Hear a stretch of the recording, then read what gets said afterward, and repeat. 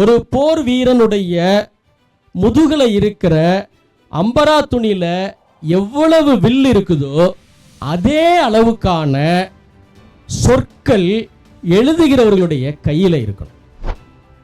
நாம 400 பக்க நாவல் எழுதி அல்லது 500 பக்க நாவல் எழுதி சொல்லக்கூடிய ஒரு விஷயத்தை கவிஞன் 2 வார்த்தையில 2 வரியில சொல்லிட்டு, குறைவான காலகட்டத்தில் குறைவான உழைப்பை செலுத்தி ஓரளவுக்கு கணிசமான நல்ல வாசிப்பை உருவாக்கிக்கிறதுக்கான ஒரு டிப்ஸ் என்ன சொல்றேன்னா, புதுமை பித்தனை ஏன் வாசிக்கணும் என்றால், புதுமை பித்தன் ட்ரை பண்ணாத ஜானராகவே கிடையாது. நாம போப்பாண்டவருக்கு வைக்கிற ஸ்கேலை நேதாஜிக்கு வைக்கல.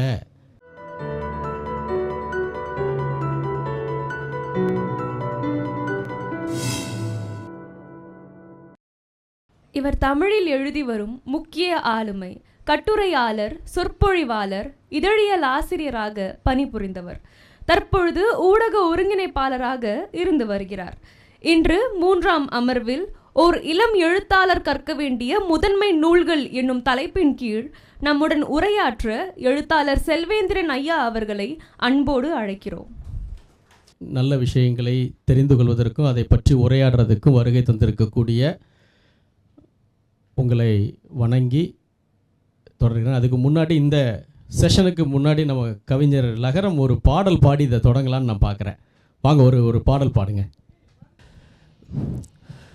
பணிவிழும் மலர்வனம் உன் பார்வை ஒருவரம், பணிவிழும் மலர்வனம் உன் பார்வை ஒருவரம், இனிவரும் முனிவரும் தடுமாறும் கனிமரம், இனிவரும் முனிவரும் தடுமாறும் கனிமரம், பணிவிழும் மலர்வனம் உன் பார்வை ஒருவரம், சேலை மூடும் இளஞ்சோலை மாலை சூடும் மலர் மாலை, சேலை மூடும் இளஞ்சோலை மாலை சூடும் மலர் மாலை, 20 நிலவுகள் நகமெங்கும் ஒளிர்விடும், இளமையின் கனவுகள் விழியோரம் துளிர்விடும்,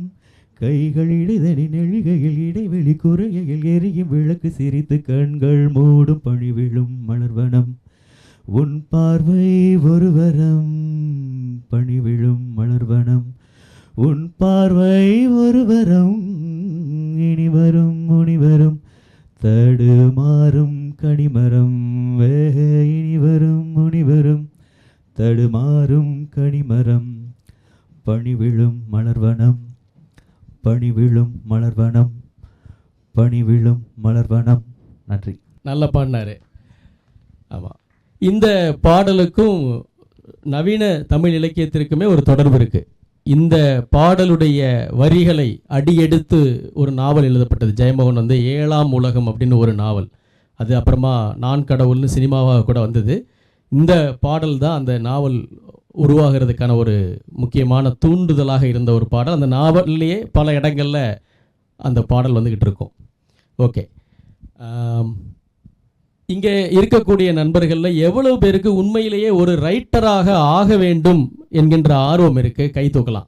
ரைட்டர் ஆகணும்னு நினைக்கக்கூடியவங்க. Very good. கிட்டத்தட்ட பாதி பேருக்கு மேலே இந்த செஷனுக்கான ஆடியன்ஸ் தான்ங்கிறத நான் புரிஞ்சுக்கிறேன். அதுக்கு முன்னாடி நான் என்னுடைய எல்லைகளையும் சொல்லிக்கிட்டு இந்த செஷனை ஆரம்பிக்கிறது பெட்டராக இருக்கும்னு நினைக்கிறேன். இன்றைக்கி இன்றைய பயிற்சி வகுப்பில் மொத்தம் 4 பயிற்சியாளர்கள். அதில் 3 பேர் புனைவு இலக்கியத்தை சேர்ந்தவர்கள். கரண் கார்கி தமிழில் எழுதிக்கிட்டு இருக்கக்கூடிய முக்கியமான நாவலாசிரியர்.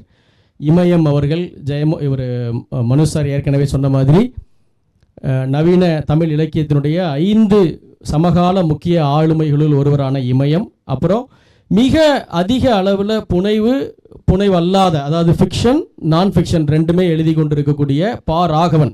அவர் எழுத்தாளர்களுக்கான பயிற்சிகளே அளிக்கக்கூடிய ஒரு நபர். இவங்க 3 பேருமே புனைவு இலக்கியத்தை சேர்ந்தவர்கள். நான் வந்து புனைவு இலக்கியம் இல்லாத நூல்களை தான் அதிகம் எழுதியிருக்கிறேன். நான் ஒரு கவிதை நூல் வழியாகத்தான் அறிமுகமானாலும் நான் ஒரு நான் ஃபிக்ஷன் ரைட்டர் தான். ஸோ அவர்கள் அளவுக்கு புனைவிலக்கியத்தை கற்றுக் கொடுக்கக்கூடிய ஒரு தகுதி எனக்கு கிடையாது. அண்ட் இந்த அமர்வில் இளம் எழுத்தாளராக வரணும்னு நினைக்கிறவங்க அவசியம் வாசிக்க வேண்டிய புத்தகங்களை பற்றி தான் இன்றைய அமர்வு. அதை எப்படி வாசிக்கணும், எப்படி தேர்ந்தெடுக்கணும், எப்படி அதை உங்களுடைய கேரியருக்கு அதை எப்படி பயன்படுத்திக்கணுங்கிறத தான் நான் கவர் பண்ணணும்னு நினைக்கிறேன். அதற்கு முன்னாடி லிட்ரேச்சர்னா என்ன அப்படிங்கிற கேள்வியை எழுப்பிக் கொள்ளும்போது அதற்கு கடந்த 2000 ஆண்டுகளாக ஏராளமான விளக்கங்கள் கொடுக்கப்பட்டிருக்கு. அதில் எனக்கு ரொம்ப கன்வின்சிங்கான விளக்கம், நிறைய அதற்கு அதை விளக்க முடியும் என்றாலும் எனக்கு ரொம்ப பிடித்த விளக்கம் என்பது ஜெயமோகன் சொல்லக்கூடிய ஒரு விஷயம். அது என்னன்னா, மொழியை ஒரு கருவியாக பயன்படுத்தி கொண்டு கற்பனையோட உதவியோட இந்த வாழ்க்கையை ஆராயக்கூடிய கலைக்கு பெயர்தான் இலக்கியம் அப்படின்னு அவர் வரையறுக்கிறார். அதாவது மொழி ஒரு டூல், கற்பனை கிரியேட்டிவிட்டி என்பது இன்னொரு டூல். இந்த ரெண்டையும் பயன்படுத்தி கொண்டு இந்த லைஃபை ரொம்ப நெருக்கமாக அணுகி நுட்பமாக ஆராய்வதற்கு பெயர் அப்படிங்கிறார் அவர். அப்போ எழுத்தாளன் என்கின்ற வார்த்தையிலேயே அவன் சொற்களை ஆளக்கூடியவன் அப்படிங்கிற ஒரு பொருள் உள்ள இருக்கு. ஆசிரியன் ஏன் சொல்கிறோம்? நாவல் எழுதுறவனை நாவல் ஆசிரியர், சிறுகதை எழுதுறவங்கள சிறுகதை ஆசிரியர்னு சொல்கிறதுக்கு காரணம் என்னென்னா, அவங்க ஒரு விஷயத்தை சொல்கிறாங்க, நாம் அங்கே கேட்குற இடத்துல இருக்கிறோம். அந்த கதையை ஆரம்பிக்கும் போதே அல்லது ஒரு விஷயத்தை எழுத ஆரம்பிக்கும் போதே ஐ ஆம் டெல்லிங் யூ என்கின்ற இடத்துல அவரும், ஐ ஆம் லிசனிங் யூ என்கின்ற இடத்துல நாம் இருக்கிறதுனால தான் இலக்கிய ஆசிரியர்கள் என்று அந்த பட்டத்தை கொடுக்குறோம். அவங்க நம்ம வீட்டுக்குள்ளே வந்து வகுப்பெடுக்கலை, ஆனால் இந்த உலகத்தினுடைய எங்கேயோ ஒரு மூலையில் இருந்து கொண்டு நமக்கான விஷயங்களை சொல்கிறாங்க. ரொம்ப ஃபேமஸான ஒரு கோட் இருக்கு, இச்சிறு நூலை தொடுகிறவன் என்னை தொடுகிறவன் ஆகிறான் அப்படின்னு தான் எல்லா எழுத்தாளரும் நினைக்கிறான்.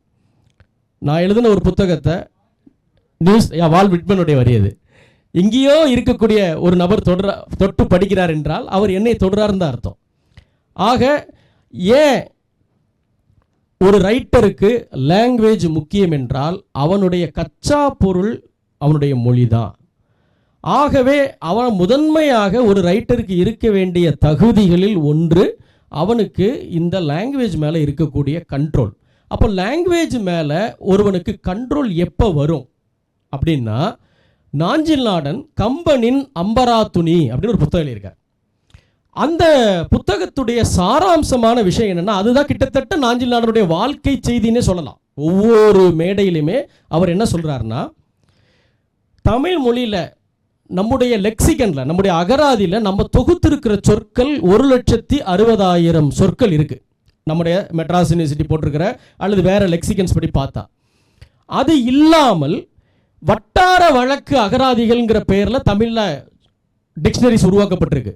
எழுத்தாளர் கண்மணி குணசேகரன் அவர் வாழ்கிற நடுநாட்டு பகுதி கடலூர் பண்ருட்டி பகுதியில் மட்டுமே புழங்கக்கூடிய சொற்களுக்கு ஒரு அகராதி போட்டிருக்கார். நாஞ்சில் நாடன் அவர் வாழக்கூடிய நாகர்கோயில் கன்னியாகுமரி பகுதிகளுக்குன்னே ஒரு டிக்ஷனரி போட்டிருக்காரு. வெல் உவன் ஒரு தமிழறிஞர் திருநெல்வேலி வட்டாரத்தில் மட்டுமே பயன்படுத்தக்கூடிய புத்தகங்களுக்கு சொற்களுக்கு ஒரு அகராதி போட்டிருக்காரு. இது தவிர விவசாய கலைச்சொல் அகராதின்னு ஒன்று இருக்கு. தமிழ்நாட்டில் இருக்கக்கூடிய விவசாயிகள் மட்டுமே பயன்படுத்தக்கூடிய சொற்கள், ஒவ்வொரு துறை வாரியாக பயன்படுத்தக்கூடிய சொற்களுக்கும் நம்ம போடப்பட்டிருக்கு. அப்படி பார்க்கும்போது உலகத்திலேயே மிக அதிகமான வார்த்தைகளை கொண்ட சற்றேறக்குறைய எல்லாத்தையும் கழிச்சு கணக்கு போட்டு பார்த்தீங்கன்னா ஒரு 3.5 லட்சம் சொற்கள் தமிழ் மொழியில் இருக்கு. ஆனால் நாம நம்முடைய டே டு டே லைஃப்ல ஒரு 50 to 100 வார்த்தைகள் தான் நம்ம பயன்படுத்துகிறோம். நம்ம எழுதும் போதும் பேசும்போதும் மெசேஜ் அனுப்பும் போதும் எல்லா பர்பஸ்க்கும் நம்ம அவ்வளவுதான் பயன்படுத்துகிறோம். அப்போது ஏன் அம்பராத்துணிங்கிற வார்த்தையை பயன்படுத்துகிறாருன்னா, வில்லு விடுறவங்க ராமாயணம் மகாபாரதம் பார்த்துருப்பீங்க, கையில் வில்லு வச்சுருப்பாரு. அவர் விடுற அம்பை முதுகில் ஒரு கூடை மாதிரி பண்ணி அதில் வச்சுருப்பாங்க. அந்த கூடைக்கு பேர் அம்பராத்துணின்னு பேர். ஒரு போர் வீரனுடைய முதுகில் இருக்கிற அம்பராத்துணியில் எவ்வளவு வில் இருக்குதோ அதே அளவுக்கான சொற்கள் எழுதுகிறவர்களுடைய கையில் இருக்கணும். அப்போ நமக்கு ஒரு ரைட்டராக கேரியரை உருவாக்க வேண்டும் என்று நினைக்கிறவர்கள் ஏற்கனவே சூழலில் இருக்கக்கூடிய அந்த 50-100 வார்த்தைகளோட புழங்க போகிறோமா, அல்லது 3 லட்சம் 4 லட்சம்னு நம்முடைய டேட்டா பேங்கில் அவ்வளவு வார்த்தைகள் இருக்குல்ல. இப்போ மனுஷபுத்திரனுடைய கவிதைகளை எடுத்து வாசிக்கக்கூடியவர்களுக்கு கடந்த 20 ஆண்டுகளில் அவரே புதுசாக எவ்வளவோ சொற்களை உருவாக்கியிருக்கிறார். 2 சொற்களை சேர்த்து இணைச்சு புதுசாக ஒரு வார்த்தையை உருவாக்கிடுவாங்க. அது கவிஞர்களுக்கு இருக்கக்கூடிய ஒரு மேஜிக். அப்போது முதல்ல அவ்வளவு வார்த்தைகளும் நமக்கு பரிச்சயமாக வேண்டிய ஒரு கட்டாயம் இருக்கிறது. அப்புறம் வாழ்பனுபவம் என்பது எழுத்தாளர்களுக்கு ரொம்ப அடிப்படையான விஷயமாக கருதப்படுது. முதல் உலகப்போர் 2ஆம் உலகப்போர் காலகட்டத்தில் பிறந்து வளர்ந்தவனுக்கு ஒரு வாழ்பனுபவம் இருக்குது. ஈழத்தில் பிறந்து அந்த இன அழிப்பை நேரடியாக பார்த்தவனுக்கு ஒரு வாழ்பனுபவம் இருக்குது. நமக்கு என்ன வாழ்பனுபவம் இருக்குது? காலையில் தாம்பரத்தில் கிளம்பி வீட்டில் கொடுக்குற சாப்பாடை சாப்பிட்டுட்டு பேக் பண்ணி கொடுக்குறத எடுத்துட்டு 2 பஸ்ஸு 3 பஸ்ஸு மாறி ஒரு ஷேர் ஆட்டோ பிடிச்சி காலேஜுக்கு போய் திரும்ப அதே அளவுக்கு ரிட்டன் வந்து ஒரு வீட்டுக்கு வந்து சேர்றோம். கல்லூரி மாணவர்களுக்கான ஒரு ரொட்டீன். பெரும்பாலும் யோசிச்சு பாருங்க, உங்களுடைய ரொட்டீனில் பெரிய சேஞ்சே இருக்க போகிறதில்ல. நீங்கள் வேலைக்கு போகும்போது வேற ஒரு ரொட்டீனாக மாறப்போகுது. ஒரு அன்றாடம் திருப்பங்களும் திடுக்கிடல்களும் விதவிதமான அனுபவங்களும் உங்கள் வாழ்க்கையில் உருவாக போகிறதில்ல. கல்லூரியில் இருக்கும்போது டெய்லி ஒரே மாதிரியான ரொட்டீன், வேலைக்கு போகும்போது ஒரே மாதிரியான ரொட்டீன், கல்யாணமாகி குழந்தை குட்டிகள் என்று ஆனதுக்கப்புறமா வேறொரு ரொட்டீன். அப்போ இந்த சின்ன மோதிர விரல் மோதிர வளையம் அளவுக்கான ஒரு வாழ்க்கை அனுபவத்திலிருந்து நம்ம எதை எழுத முடியும்? அந்த எக்ஸ்பீரியன்ஸ்குள்ளார எழுதும்போது நம்ம ரொம்ப சின்ன ஆளாக மாறிடுறோம். மாறாக ஏற்கனவே எழுதப்பட்ட விதவிதமான வாழ்க்கைகளை வாசிக்கும்போது, நாவல்கள் வழியாகவோ அல்லது சுயசரிதைகள் வழியாகவோ அல்லது வரலாற்று நூல்கள் வழியாக வாசிக்கும் போது நாம் அறிந்த, நமக்கு தெரிந்த, நாம் வாழ்ந்து கொண்டு இருக்கிற இந்த சின்ன வாழ்க்கையை விட ரொம்ப பெரிய ஒரு வாழ்க்கையினுடைய சித்திரம் நமக்கு கிடைக்குது. விதவிதமான வாழ்க்கையினுடைய சித்திரத்தை படிக்க முடியும். இன்னைக்கு ஓரன் பாமுக்குடைய ஒரு நாவலை படிப்பீங்க, நாளைக்கு ஒரு ஜப்பானுடைய முரகாமியோட ஒரு நாவலை படிக்கிறீங்க, அடுத்த நாள் அசோமித்தினுடைய தண்ணீரை படிக்கிறீங்க, அதுக்கு அடுத்த நாள் மோகமுல் படிக்கிறீங்க. ஒவ்வொன்றும் வேற வேற நிலப்பரப்பு, ஒன்னொன்றும் வேற வேற காலகட்டம், ஒவ்வொரு நாவலும் வேற ஒரு வாழ்க்கை. அப்போ வாழ்பனுபவத்தை வாழ்ந்துதான் அடைய வேண்டும் என்று அவசியமில்லை, வாசித்தும் அந்த நிகழ்வாழ்க்கை அனுபவத்தை அடைஞ்சிக்க முடியும். அது ஒன்று. அப்புறம் ரைட்டருக்கு இருக்க வேண்டிய முக்கியமான விஷயங்களாக உலக அளவில் கருதப்படக்கூடியதில் வாழ்க்கையை பற்றிய அடிப்படையான வினாக்களை எழுப்பிக் கொள்வதும் அதற்கான விடை தேடுவதும், சாராம்சமான கேள்விகள் அப்படின்னு அதை சொல்லுவாங்க. அதை எழுப்பிக் கொள்ளும் போதே ஒரு மனிதனுக்கு தத்துவத்தின் மீதும் வரலாறின் மீதும் தானாகவே ஆர்வம் வரும். ஸோ அப்போ இதெல்லாம் தான் ஒரு ரைட்டரை உருவாக்குவதற்கான கச்சா பொருள் அப்படின்னு நம்ம எடுத்துக்கிட்டா, சரிங்க, எதுங்க ஒரு புத்தகம்? ஒரு ஒரு ஒரு சாதாரணமாக ஒரு நோட்டில் எழுதப்பட்ட ஒரு விஷயத்துக்கும் அச்சில் அச்சடிக்கப்பட்ட புத்தகத்துக்கும் இடையில என்னதாங்க வித்தியாசம் அப்படின்னா, அதற்கு முதன்மையான ஒரு வித்தியாசம் இருக்குது. இங்கே இருக்கக்கூடியவங்க எல்லாருமே எதை வேணும்னாலும் எழுதலாம்.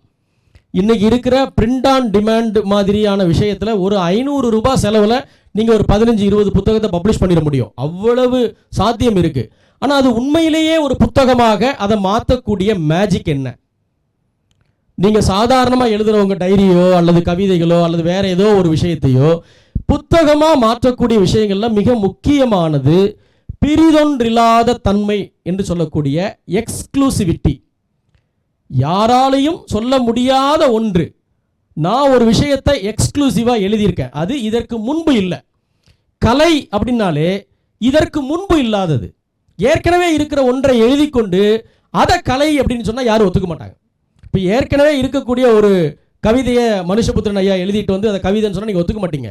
சிரம் கரம் புறம் வெளியே நீட்டாதீர்கள்னு பஸ்ஸில் ஏற்கனவே எழுதியிருக்கு, இது எப்படி கவிதையாகும் அப்படின்னு நீங்கள் கேட்பீங்க. கவிதை என்றாலே ஏற்கனவே இல்லாத ஒன்று, கலை என்றாலே ஏற்கனவே இல்லாத ஒன்று. எக்ஸ்க்ளூசிவிட்டி தான் கலையை உருவாக்குகிறது. ஒன்று. ரெண்டாவது, இந்த காலகட்டம் எந்த காலகட்டமாக இருந்தாலும் ஒரு ரைட்டருக்கு மிக மிக அடிப்படையான விஷயங்களில் ஒன்று பாய்ச்சல் நடை. ஒரு நடை தான் எழுத்தாளனை உருவாக்குது. அது அவனுடைய பர்சனாலிட்டி. நடை என்று சொல்றது அவனுடைய உரைநடை, அவன் எழுதுகிற ப்ரோஸ். அப்போ இன்னைக்கு இப்போ சிங்காரத்தை எடுத்து வாசித்தாலும் இன்னைக்கு சுந்தரராமசாமியை வாசித்தாலும் இன்றைக்கு டால்ஸ்டாயை வாசித்தாலும் நம்ம அதோட நெருக்கமாக உணர வைக்கக்கூடியது அவங்களுடைய நடை தான்.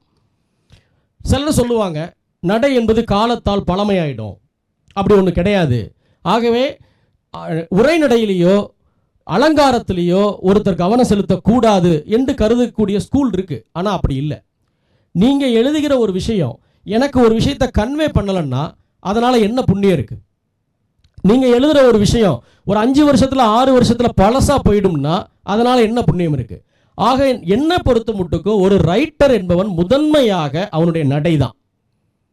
அவனுடைய கருத்து, அவன் உருவாக்குற உலகம், அவன் கொடுக்குற எமோஷன்ஸ்லாம் ரெண்டாவது. முதல்ல அவன் யார் என்கின்ற பர்சனாலிட்டியே அவனுடைய டெக்ஸ்ட் வழியாக தான் உருவாகுது. அப்போ இந்த டெக்ஸ்டில் என்னுடைய நடையை எது தீர்மானிக்கும் அப்படின்னா தொடர்ந்த வாசிப்பு தான் ஒருவனுடைய நடையை தீர்மானிக்குது. நான் ஏற்கனவே பேசின மாதிரி ஒருவனுக்கு சொற்கள் நிறைய வேணும்னா அவன் வாசிக்க வேண்டியது இருக்குது. வாழ்வனுபவம் நிறைய வேணும்னா அவன் வாசிக்க வேண்டியது இருக்குது. தன்னுடைய நடையை, தன்னுடைய உரைநடையை சமகால தமிழ் இலக்கியத்தோட போட்டியிடக்கூடிய, காலத்தை வென்று நிற்கக்கூடிய, எல்லா காலத்திலையும் வாசிக்கக்கூடிய ஒன்றாக மாற்றுவதற்கு நடை தேவையாக இருக்குது. அதற்கும் வாசிக்க வேண்டும். இங்கே எவ்வளோ பேர் யாராவது ஹெமிங்வேயோட ஏதாவது ஒரு புத்தகத்தை படித்தவங்க இருக்கீங்களா? கடலும் கிழவனும் அந்த மாதிரி கை தூக்குங்க. 1 2 3 4 5 பேருக்கு மேலே. அப்போ ஹெமிங்வேயோட அந்த புத்தகம் போன வாரம் எழுதப்பட்டது இல்லை. அது பெரும்பாலும் வேட்டை இலக்கியம் இருக்குது, அதில் சாகச இலக்கியம் இருக்குது. அவரே ஒரு பெரிய சாகசக்காரர் தான். அவர் வாழ்க்கையில் அவர் வேட்டையாடி இருக்கார், அது ஒரு சாகசம். போர்களில் ஈடுபட்டிருக்கார், அது ஒரு சாகசம். நிறைய கல்யாணம் பண்ணியிருக்கார், அது பெரும் சாகசம் இல்லையா? கடைசியில் அவர் துப்பாக்கியை வாயில் விட்டு சுட்டுட்டு செத்து போயிட்டார், அதுவும் ஒரு சாகசம்தான். ஆனால் அது நேற்றுக்கு எழுதப்படலைல்ல, ஏதோ சென்ற நூற்றாண்டை சேர்ந்த ஒரு ரைட்டருடைய ஒர்க் அது. அப்போ அதை இன்னைக்கு படிக்க வைக்கிறதுக்கு காரணம் அவருடைய ரைட்டிங்கில் இருக்கக்கூடிய ஒரு ஸ்டைல், அதை ரிப்போர்ட்டேஜ் ஸ்டைல் அப்படின்னு சொல்லுவாங்க. அதனால் கணிசமான தாக்கம் பெற்ற நிறைய எழுத்தாளர்கள் இருக்காங்க. நம்ம இன்னைக்கு பேசிக்கொண்டு இருக்கக்கூடிய சிங்காரமோ அசோகமித்திரனோ கூட இந்த ரிப்போர்ட்டேஜ் வகை எழுத்தில் ரொம்ப ஆர்வம் உள்ளவங்க. ஸோ இந்த நடையை உருவாக்குறதுக்கும் வாசிப்பு தேவையானதாக இருக்குது. அதற்கு அப்புறமா ஒரு ரைட்டரை உருவாக்கக்கூடிய எலிமெண்ட்டுகளில் மிக முக்கியமானது கியூரியாசிட்டி. அதை ஒரு வேட்கை அப்படிங்கிற ஒரு சொல்லால் தான் சொல்ல முடியும். அறிவின் மீதான வேட்கை, புதிய விஷயங்களை அறிந்து கொள்வதற்கான வேட்கை, சவால்களை எதிர்கொள்வதற்கான வேட்கை, இப்படி பல விஷயங்கள் இருக்கு. அந்த தீராத ஆர்வம், ஒவ்வொரு விஷயத்தையும் கேள்வி கேட்கிறதன் வழியாக உருவாகிற ஆர்வம், அந்த கியூரியாசிட்டி ஒரு ரைட்டருக்கு ரொம்ப ரொம்ப முக்கியம்னு நான் நினைக்கிறேன். Okay, Khan with the wind அப்படிங்கிற ஒரு படத்தை பார்த்துருக்கலாம் உங்களை கொஞ்சம் பேர். இங்கே அதை பார்த்துக்கிற அளவுக்கு இங்கே வயசானவங்க யாரும் இல்லை. அது ஒரு நாவலாக இருந்து சினிமாவாக ஆன ஒரு கிளாசிக் மூவி, ரொம்ப நல்ல ஒரு அற்புதமான காதல் படம். அது மார்கரெட் மிச்சேலுடைய நாவல். அது எப்படி நாவலாக ஆச்சுதுன்னா, மார்கரெட் மிச்சேலுக்கு கல்யாணம் ஆச்சு. அவருடைய கணவன் தன் மனைவிக்கு வாசிக்கிற பழக்கம் இருக்கிறதுனால நிறைய புத்தகங்கள் வாங்கி கொடுப்பாரு. எந்த புத்தகத்தையும் படித்து பார்த்துட்டு அந்த அம்மா இதெல்லாம் ஒரு புக்கா, நல்லாவே இல்லை, கன்றாவையாக இருக்குது அப்படின்னு தூக்கி போட்டுரும். என்னடா இப்படி எதை வாங்கிட்டு வந்தாலும் இப்படி சொல்கிறான்னு சொல்லி ஒரு லைப்ரரியில் சந்தாதாரராக மாறி தினசரி அந்த நூலகத்தில் இருந்து புத்தகங்கள் எடுத்துகிட்டு அவருடைய மனைவிட்ட கொடுப்பாருங்க, மார்கரெட் மிச்சேல்கிட்ட. அந்த அம்மா அதை படித்து பார்த்துட்டு கன்றாவையாக இருக்குது, கேவலமாக இருக்குது, இதெல்லாம் ஒரு புக்கா அப்படின்னு தூக்கி போடும். இது இப்படி தொடர்ந்து நடந்துக்கிட்டே இருந்தோன்னா அவர் ஒரு நாள் கடுப்பாகி, உனக்கு பிடிச்ச புக்கு வேணும்னா நீ தான்மா எழுதிக்கணும், என்னை விட்டுரு என்று அவர் சொன்னபோது, அப்படியா நான் எழுதுகிறேன் என்று அந்த அம்மா உட்கார்ந்து எழுதுனது தான் கான் வித் த விண்ட். அது நாவலாகவும் ஒரு கிளாசிக் நாவல், சினிமாவாகவும் தலைமுறைகளை கடந்து அது ஈர்த்துக்கிட்டு இருக்குது. அப்போ இதில் நான் சொல்ல வர்றது என்னென்னா, உங்களுக்கு பிடித்த, நீங்கள் வாசிக்க விரும்புகிற, நீங்கள் ரசிக்கிற புத்தகத்தை தான் நீங்கள் எழுதணுமே தவிர, உங்களுக்கே பிடிக்காத, நீங்களே கன்றாவி என்று கருதக்கூடிய ஒன்றை எழுதி அதை பப்ளிஷ் பண்ணி அதை தோலில் சுமந்து ஊர் ஊராக போய் வித்துக்கிட்டு இருக்கக்கூடாது. உங்களை அது எக்ஸைட் பண்ணிச்சு என்றால் அது ஒரு வாசகனை எக்ஸைட் பண்ணும். உங்களுக்கு நல்லா இருந்ததுன்னா நிச்சயம் அது ஒரு வாசகனுக்கு நல்லா இருக்கும். அப்போது நீ எழுத விரும்புகிறத எழுதாத, நீ வாசிக்க விரும்புகிறத எழுதுன்றது தான் இதில் இருக்கக்கூடிய இன்னொரு முக்கியமான ஒரு விஷயம். அப்புறம் இந்த ரைட்டரா அதான் இன்னைக்கு தலைப்பு வந்து ஒரு இளம் எழுத்தாளர் அவசியம் கற்றுக்கொள்ள வேண்டிய நூல்கள் அப்படின்னா, நான் என்னுடைய வாழ்வனுபவத்திலிருந்து சொல்லக்கூடியது என்னென்னா, ரைட்டருக்கு வந்து பரந்துபட்ட வாசிப்பு இருக்கணும். அது அவருடைய இலக்கியம் எழுதப்போற, ஆகவே நான் இலக்கியம் மட்டுமே வாசிப்பேன்னா அது பத்தாது. அவங்களுக்கு பல்வேறு அறிவு துறைகள் இருக்குது. கலை, தத்துவம், வரலாறு, ஆன்மீகம், காந்தியம், சுற்றுச்சூழல், அறிவியல், வாழ்க்கை வரலாறுகள், இந்த மாதிரி பரந்துபட்ட வாசிப்பின் வழியாக நிறைய வாழ்க்கை, நிறைய துறை சார்ந்த சொற்கள், நிறைய அனுபவங்கள், அறிவு சேகரங்கள் உருவாகும். ஸோ அது ரொம்ப ரொம்ப முக்கியம். இது எல்லாத்தை விட முக்கியமான ஒன்று இருக்குது. ரைட்டராக உருவாக வேண்டும் என்று ஒருத்தன் நினைத்தால் அவனுக்கு கவிதைகள் மீது ஆழமான பரிச்சயமும் அளவற்ற காதலும் இருக்கணும். கவிதை எனக்கு பிடிக்கவே பிடிக்காதுங்க, நான் காண்டாமிருகத்தின் தோளால் உருவாக்கப்பட்டவன்கன்னு ஒருத்தன் சொன்னான்னா அவன் தயவு செஞ்சு உனக்கு இலக்கியத்தில் வேலை இல்லை அப்படிங்கிறது தான் என்னுடைய பதிலாக இருக்கும். ஏன் அப்படின்னா, 2 காரணங்களுக்காக கவிதைகளை எழுத்தாளர்கள் தொடர்ந்து வாசிக்கணும். அது ஒரு ஒன் டைம் ஒர்க் இல்லை, சண்டைக்கு போகிறதுக்கு முன்னாடி எடுக்கிற ப்ரிப்பரேஷன் இல்லை. 2 விதமான கவிதைகளை அவசியம் ரைட்டர்கள் வாசிக்கணும். ஒன்று சங்க இலக்கியம், அது எதையும் அழகாக சொல்கிறதுக்கான ஏஸ்தட்டிக்கை உங்களுக்கு கொடுக்கும். 2வது காலாதீதமான ஒரு விஷயத்தை அது கற்றுக் கொடுக்கும். 2000 வருஷத்திற்கு முன்பு கட்டப்பட்ட எந்த அரண்மனையும் தமிழ்நாட்டில் இல்லை. தமிழ்நாட்டில் கோட்டைகள் இருக்குது, கொஞ்சம் ஆலயங்கள் இருக்குது. எந்த மன்னனாவது வாழ்ந்த அரண்மனை இருக்குதா? பத்மநாபபுரம் பேலஸை தவிர பழைய மன்னர்கள், சேர, சோழ, பாண்டிய, நாயக்க மன்னர்கள் வாழ்ந்த எந்த அரண்மனையும் இங்கே கிடையாது. அவர்கள் உருவாக்கின கல்வி சாலைகளோ, அவர்கள் உருவாக்கின மருத்துவமனைகளோ எதுவுமே இங்கே கிடையாது. ஆனால் 2000-3000 வருஷங்களாக பல்வேறு தாக்குதல்கள், கலாச்சார தாக்குதல்கள் நடக்குது, லேண்ட் மேலே தாக்குதல் நடக்குது, நாடு மேலே தாக்குதல் நடக்குது, லாங்குவேஜ் மேலே தாக்குதல் நடக்குது. அவ்வளவு பெரிய பெரிய அசுர சக்திகள் அழிக்க முற்பட்டாலும் சாவின் முதுகில் சவாரி செய்து அடுத்தடுத்த தலைமுறைக்கு போகக்கூடிய காலாதீதமான தன்மை கவிதைக்கு மட்டும்தான் இருக்குது. அதுலேயும் சங்கம் லிட்ரேச்சருக்கு ரொம்ப இருக்குது. ஸோ இங்கே இருக்கக்கூடியவர்களை எழுத்தாளர் ஆகணும்னு நினைக்கக்கூடியவங்க சங்க இலக்கியத்தில் தங்களுடைய பரிச்சயத்தை இந்த 2 காரணங்களுக்காக உருவாக்கிக்கணும். நம்பர் 1, சமகால கவிதைகளை தொடர்ந்து படிக்கணுங்கிறது இன்னொரு வலியுறுத்தல். ஏன் அப்படின்னா, நாம 400 பக்க நாவல் எழுதி அல்லது 500 பக்க நாவல் எழுதி சொல்லக்கூடிய ஒரு விஷயத்தை கவிஞன் 2 வார்த்தையில் 2 வரியில் சொல்லிட்டு போயிடும். கவிஞனால் ஒரு மொத்த மானுட வாழ்க்கையையும் 4 வரியில் அடைக்க முடியும். மானுடம் இதுவரைக்கும் கண்ட அனைத்து விஷயத்தையும் கவிஞர்களால் 2 வரி 3 வரியில் சொல்ல முடியும். அந்த கச்சிதமான பிளேடு போன்ற கூர்மையான மொழியை ஒருவன் அடைவதற்கு சமகாலத்தில் எழுதப்படக்கூடிய கவிதைகளை வாசிக்கணும். நம்பர் 1. நம்பர் 2, ஒரு மொழிக்கு புது புது வார்த்தைகளை, நான் ஏற்கனவே சொன்னேன்ல, புதிய புதிய புதிய புதிய சொற்சேகரங்களை கவிஞர்கள் கொடுத்துக்கிட்டே இருப்பாங்க. நம்ம அதுக்கு முன்னாடி இப்படி ஒரு வார்த்தையை கேள்விப்பட்டிருக்கவே மாட்டோம், அல்லது அதுக்கு முன்னாடி அப்படி ஒரு பயன்பாடை கூட நம்ம பார்த்துருக்க மாட்டோம். ஏன்னா நாம பார்க்கிற உலகம் என்பது வேற, கவிஞர்கள் பார்க்கும் உலகமும் நமக்கு காட்டும் உலகமும் வேற. ஆகவே ரைட்டர் ஆகிறவனுக்கு அன்றாட புழக்கமாக இருக்கணும். அவன் தலைமாட்டில் கவிதை புத்தகம் இருக்கணும். ஒரு நாளைக்கு ஒரு கவிதையாவது படித்து அதை மனதில் போட்டு அசை போடாத ஒருவன் அழகுணர்ச்சியை விட்டு ரொம்ப தூரம் போயிடுவான். ஸோ அது ரைட்டருக்கு மிக முக்கியமான ஒரு எலிமெண்ட். அப்புறம் அவசியம் கற்க வேண்டிய நூல்கள் அப்படின்னு ஒரு செஷன் வந்து 1970லையோ 80லையோ நடந்துருந்துச்சுன்னா நிறைய புத்தகத்தை சொல்லலாம். நாம் இருக்கிறது 2020.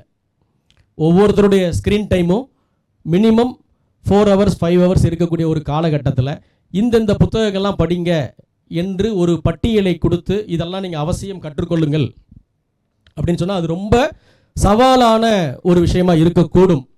அதுக்காக ஒரு குறுக்கு வழியை நான் இந்த செஷனுடைய இறுதி பகுதியில் சொல்கிறேன். இப்போது இந்த காலகட்டத்தில் வேகமாக படிக்க வேண்டியது இருக்குது, நிறைய மார்க் எடுக்க வேண்டியது இருக்குது, கேம்பஸில் வின் பண்ணியே ஆக வேண்டியது இருக்குது, அல்லது ஹையர் எஜுகேஷனுக்கு போக வேண்டியது இருக்குது, அல்லது ஒரு வேலையை தேட வேண்டியிருக்கு. இவ்வளவு நெருக்கடிகள் வரலாற்றில் இதுக்கு முன்னாடி எந்த காலத்திலையும் யாருக்கும் இருந்ததில்லை. அவ்வளவு நெருக்கடிகளுக்குள்ளார நீங்கள் இருக்கும்போது குறைவான காலகட்டத்தில் குறைவான உழைப்பை செலுத்தி ஓரளவுக்கு கணிசமான நல்ல வாசிப்பை உருவாக்கிக்கிறதுக்கான ஒரு டிப்ஸ் என்ன சொல்கிறேன்னா, சர்வதேச அளவில் எழுதப்பட்ட மிக முக்கியமான ஒரு 5 நாவல்கள், இந்திய நாவல்களில் மிக முக்கியமான ஒரு 5 நாவல்கள், தமிழ் நாவல்களில் முக்கியமான ஒரு 5 நாவல்களை ஒரு பட்டியல் போட்டு வைத்துக்கொண்டு அடுத்த ஓராண்டில் அதை நீங்கள் படித்து முடிச்சிங்கன்னா அது கண்டிப்பாக 1 வருஷம் தேவைப்படும். நீங்கள் படிக்கிற ஸ்பீடில் ஒரு 15 நல்ல நாவல்களை படிக்கிறதுக்கு தினம் 1 மணி நேரம் 2 மணி நேரம் செலவு பண்ணி படித்தால் ஓராண்டில் அதை நீங்கள் படித்து முடிக்க முடியும். அதற்கான பரிந்துரைகள் நிறைய கிடைக்குது. நான் இந்த செஷனில் சில எனக்கு பிடித்த ஒரு நல்ல ரைட்டரான எதிர்காலத்தை உருவாக்குறதுக்கான அடித்தளம் அமைக்கக்கூடிய தலா 5 நாவல்களை நான் பரிந்துரைக்கலாம்னு நான் நினைக்கிறேன். அது இல்லாமலும் உங்கள் டேஸ்ட்டுக்கு நீங்கள் ஒரு லிஸ்ட்டை உருவாக்கி கொள்ள முடியும். சர்வதேச நாவல்களில் என்னுடைய பரிந்துரை, ஒரு இளம் எழுத்தாளர் அவசியம் கற்றுக்கொள்ள வேண்டிய வாசிக்க வேண்டிய நூல்கள் என்று நான் கருதுறது குற்றமும் தண்டனையும். நான் இந்த நாவல்களுடைய பெயர்கள்லாம் தமிழில் இங்கே சொல்கிறேன், ஏன்னா ஆங்கிலத்தை விட மொழிபெயர்ப்பில் இன்னும் சுலபமாகவே இங்கே படிக்க முடியுங்கிறதுனால.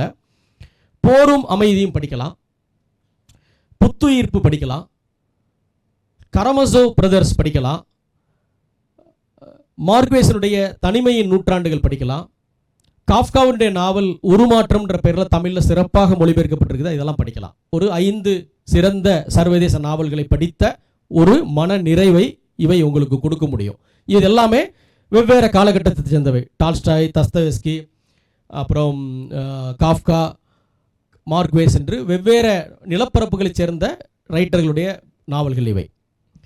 இந்திய நாவல்கள் என்று எடுத்துக்கொண்டால் தாகூருடைய கோரா ஒரு சிறந்த அனுபவத்தை உங்களுக்கு கொடுக்கும். எனக்கு ரொம்ப பிரியப்பட்ட சிவராம காரந்தினுடைய மண்ணும் மனிதரும் அப்படிங்கிறது ஒரு இயல்புவாத எழுத்து, ஒரு நேச்சுரலிஸ்டிக் ரைட்டிங் எப்படி இருக்குங்கிறதுக்கான ஒரு சாம்பிளாக உங்களுக்கு அமையக்கூடும். அதின் பந்தோபாத்தியாயுடைய நீலகண்ட பறவையை தேடிய வாசிக்கலாம். தாராசங்கர் பந்தோபாத்தியாயுடைய ஆரோக்கிய நிகேதனம், அது ஒரு நல்ல அனுபவத்தை உங்களுக்கு கொடுக்கும்.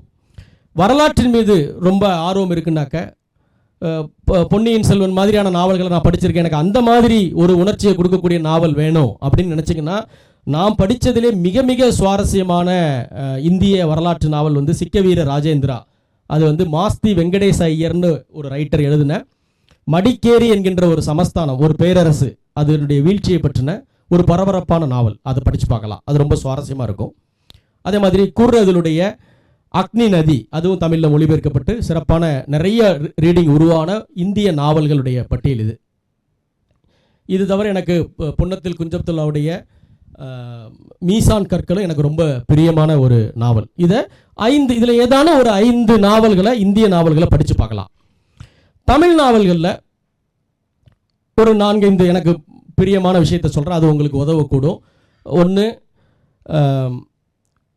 வானம் வசப்படும், கடலுக்கு அப்பால், புயலிலே ஒரு தோணி, காவல் கோட்டம், ஜே சில குறிப்புகள், புளிய மரத்தின் கதை, அம்மா வந்தால், மோகமுல், இது மாதிரியான நாவல்களில் உங்களுக்கு பிடிச்ச ஏதேனும் 5 நாவல்களை எடுத்து படிக்கலாம். கன்னி, இரத்த உறவுகள், மணல் கடிகை, இது மாதிரி தமிழில் மகத்தான நாவல்கள், காலத்தை வென்று நிற்கக்கூடிய நாவல்கள் எழுதப்பட்டிருக்கு. அதில் ஏதான ஒரு 5 நாவல்களை எடுத்து படிக்கலாம். இதில் நம்ம வெவ்வேறு ஸ்கூலை சேர்ந்தவர்கள் இருப்போம். சில பேருக்கு ஜெயமோகன் பிடிக்கலாம், சில பேருக்கு எஸ் ராமகிருஷ்ணன் பிடிக்கும், சில பேருக்கு சாரு நிவேதா பிடிக்கும், சில பேருக்கு மனுஷபுத்திரன் பிடிக்கும், சிலருக்கு இமயம் சார் பிடிக்கும். நீங்கள் எந்த ஸ்கூலோ அந்த ஸ்கூலுடைய கொடிமரபை வாசிங்கன்றது நான் எப்போவுமே ரெக்கமெண்ட் பண்ணுவேன். அது என்னங்க கொடிமரபு அப்படின்னா, இப்போ உதாரணமாக நான் ஜெயமோகன் மாணவன், அவருக்கு சுந்தர் ராமசாமி ஆசிரியர், அவங்களுக்கு பிடிச்ச பொதுவான பிரியமான ரைட்டர்கள்னு பார்த்தா ஐசக் பாசி சிங்கர், அவங்க 2 பேருக்குமே பிடிக்கும். அவங்களுக்கு டால்ஸ்டாய் 2 பேருக்குமே பிடிக்கும். அவர்களை ஒவ்வொருத்தரும் அந்த கொடிமரபில் ஒவ்வொருத்தருக்கும் பிடிச்ச ரைட்டர்களை பற்றின ஒரு சின்ன ட்ரீயை உருவாக்கி அது வழியாகவும் நீங்கள் வாசிக்க முடியும். ஆனால் இந்த ஸ்கூல்ஸ் இருக்கு இல்லையா தமிழில், இவங்க எல்லாருமே நல்ல ரெக்கமெண்டேஷன்ஸை கொடுத்துருக்காங்க. இப்போ உதாரணமாக சாரு தமிழ்நாட்டில் தொடர்ச்சியாக லத்தீன் அமெரிக்க நாவல்களை பற்றியும் பொதுவாக உலக அளவிலேயே உலக இலக்கியத்திலே பேசப்படாத கரீப் நாடுகள் என்று சொல்லக்கூடிய ஐரோப்பாவுக்கும் ஆசியாவுக்கும் மத்தியில் இருக்கக்கூடிய அடக்குமுறைக்கும் ஒடுக்குமுறைக்கும் ஆளாக்கப்பட்ட அந்த மொரோக்கோ போன்ற தேசங்களில் எழுதப்படக்கூடிய கரீப் இலக்கியம், அதை பற்றி உலக அளவிலே குறைவான பேர் தான் பேசியிருக்காங்க. அதில் நல்ல நாவல்களை பற்றின பரிந்துரைகள் எல்லாம் சாரு நிறைய பண்ணியிருக்காரு. மெதுசாவின் மதுக்கோப்பை, அவருடைய தாந்தேவின் சிறுத்தைன்ற ஒரு சிறுகதை தொகுப்பு இருக்குது. அதில் அவர் மொழிபெயர்த்த நல்ல சிறுகதைகளை படிக்க முடியும். இந்த மெதுசாவின் மதுக்கோப்பையில் ஒருவேளை இந்த கண்ட்ரிஸுடைய இலக்கியங்கள் உங்களுக்கு பிடிக்கும்னா அதுக்கான பரிந்துரைகள் அங்கே இருக்குது. அதே மாதிரி எஸ் ராமகிருஷ்ணன் சார் தொடர்ச்சியாக ரஷ்ய நாவல்களை பற்றியும் ஐரோப்பிய இலக்கியத்தை பற்றியும் குறிப்பாக ஜப்பான் இலக்கியத்தை பற்றியும் இங்கே அதிகமாக பேசக்கூடியவர், அதிகமான பரிந்துரைகள் அவர் அளித்திருக்கிறார். ஜெயமோகனை பொறுத்த மட்டுக்கும் உலக அளவில் இருக்கக்கூடிய செவ்வியல் நாவல்களை பற்றி நிறைய எழுதியிருக்கிறார், நிறைய பேசியிருக்கிறார். அது ஆழ்நதியை தேடி, கண்ணீரை பின்தொடர்தல் போன்ற அவருடைய புத்தகங்கள்லாம் உலக இலக்கியத்தையும் இந்திய நாவல்களையும் இங்கே அறிமுகப்படுத்தப்பட்ட நூல்களாக இருக்குது. ஸோ இதெல்லாம் தான் நான் உங்களுக்கு சொல்லக்கூடிய டிப்ஸ். இதை மீண்டும் தொகுத்து சொல்கிறதா இருந்தாக, ஒரு ரைட்டரை உருவாக்குறதுக்கு அவனுக்கு வார்த்தைகளுடைய பலம் தேவைப்படுது, உரைநடை தேவைப்படுது, வாழ்வனுபவம் தேவைப்படுது, வாழ்க்கையை பற்றிய அடிப்படையான வினாக்கள் தேவைப்படுது, வரலாற்று உணர்வும் வரலாற்று போதமும் தேவைப்படுது, ஹிஸ்டாரிசிசமும் வேண்டியதற்கு ஹிஸ்டாரிசிட்டியும் தேவையானதாக இருக்கிறது, தத்துவ நூல்கள் மேலே பயிற்சி தேவையாக இருக்குது. அப்போ இது எல்லாத்தையும் கலந்து கொடுக்கக்கூடிய ஒரு விஷயமாக இருக்கிறது இலக்கியம்தான். அப்போ இலக்கிய வாசிப்பு என்பது ஒரு ரைட்டராக தன் கேரியரை அமைச்சிக்கணும்னு நினைக்கிறவனுக்கு ஒரு இன்டிஸ்பென்சிபிளான விஷயம். அவன் அன்றாடம் வாசிக்கணும், அன்றாடம் எழுதணும் என்பது ஒரு அடிப்படை விதி. என் மூடு இருந்தால் நான் இதை செய்வேன் என்று சொன்னால் உங்கள் வாழ்க்கையில் எதுவுமே நடக்காது. ஒரு காரியத்தை செய்கிறதுக்கும் மூடுக்கும் சம்மந்தமே இல்லை. ஏன்னா மூடு என்பது எப்பயுமே கேளிக்கையை நோக்கி போகக்கூடியது. எனக்கு உண்மையிலே இன்றைக்கி இங்கே உட்காந்து பேசணும் எந்த மூடும் இல்லை தான். வெளியே 38 டிகிரி அடிக்குது, உள்ள ஸ்வெட் ஆகுது, அப்படி இல்லை. அந்த மூடுக்கு எதிராக நீங்கள் தொடுக்கிற போருக்கு பேர் தான் ரெசிஸ்டன்ஸ். அந்த ரெசிஸ்டன்ஸுக்கு பேர் தான் கல்வி. அப்போது டெய்லி வாசிக்கிறத தடுக்கிறதுக்கு 100 காரணங்கள் இருக்குது. இன்றைக்கி போர் வந்துடுது, போர் நின்றுடுது, படம் வந்துடுது, படம் ஃப்ளாப் ஆகிடுது, என்னென்னமோ பிரச்சனைகள் இருக்குது, எவ்வளவோ டிஸ்ட்ராக்ஷன்ஸ் இருக்குது. அதுக்கு எதிராக மாற்றாகத்தான் இலக்கியம் இங்கே போராடிக்கிட்டு இருக்குது. இத்தனை அவதிகளுக்கு மத்தியில் என்னைய கவனின்னு அதுதான் சொல்லிட்டு இருக்குது.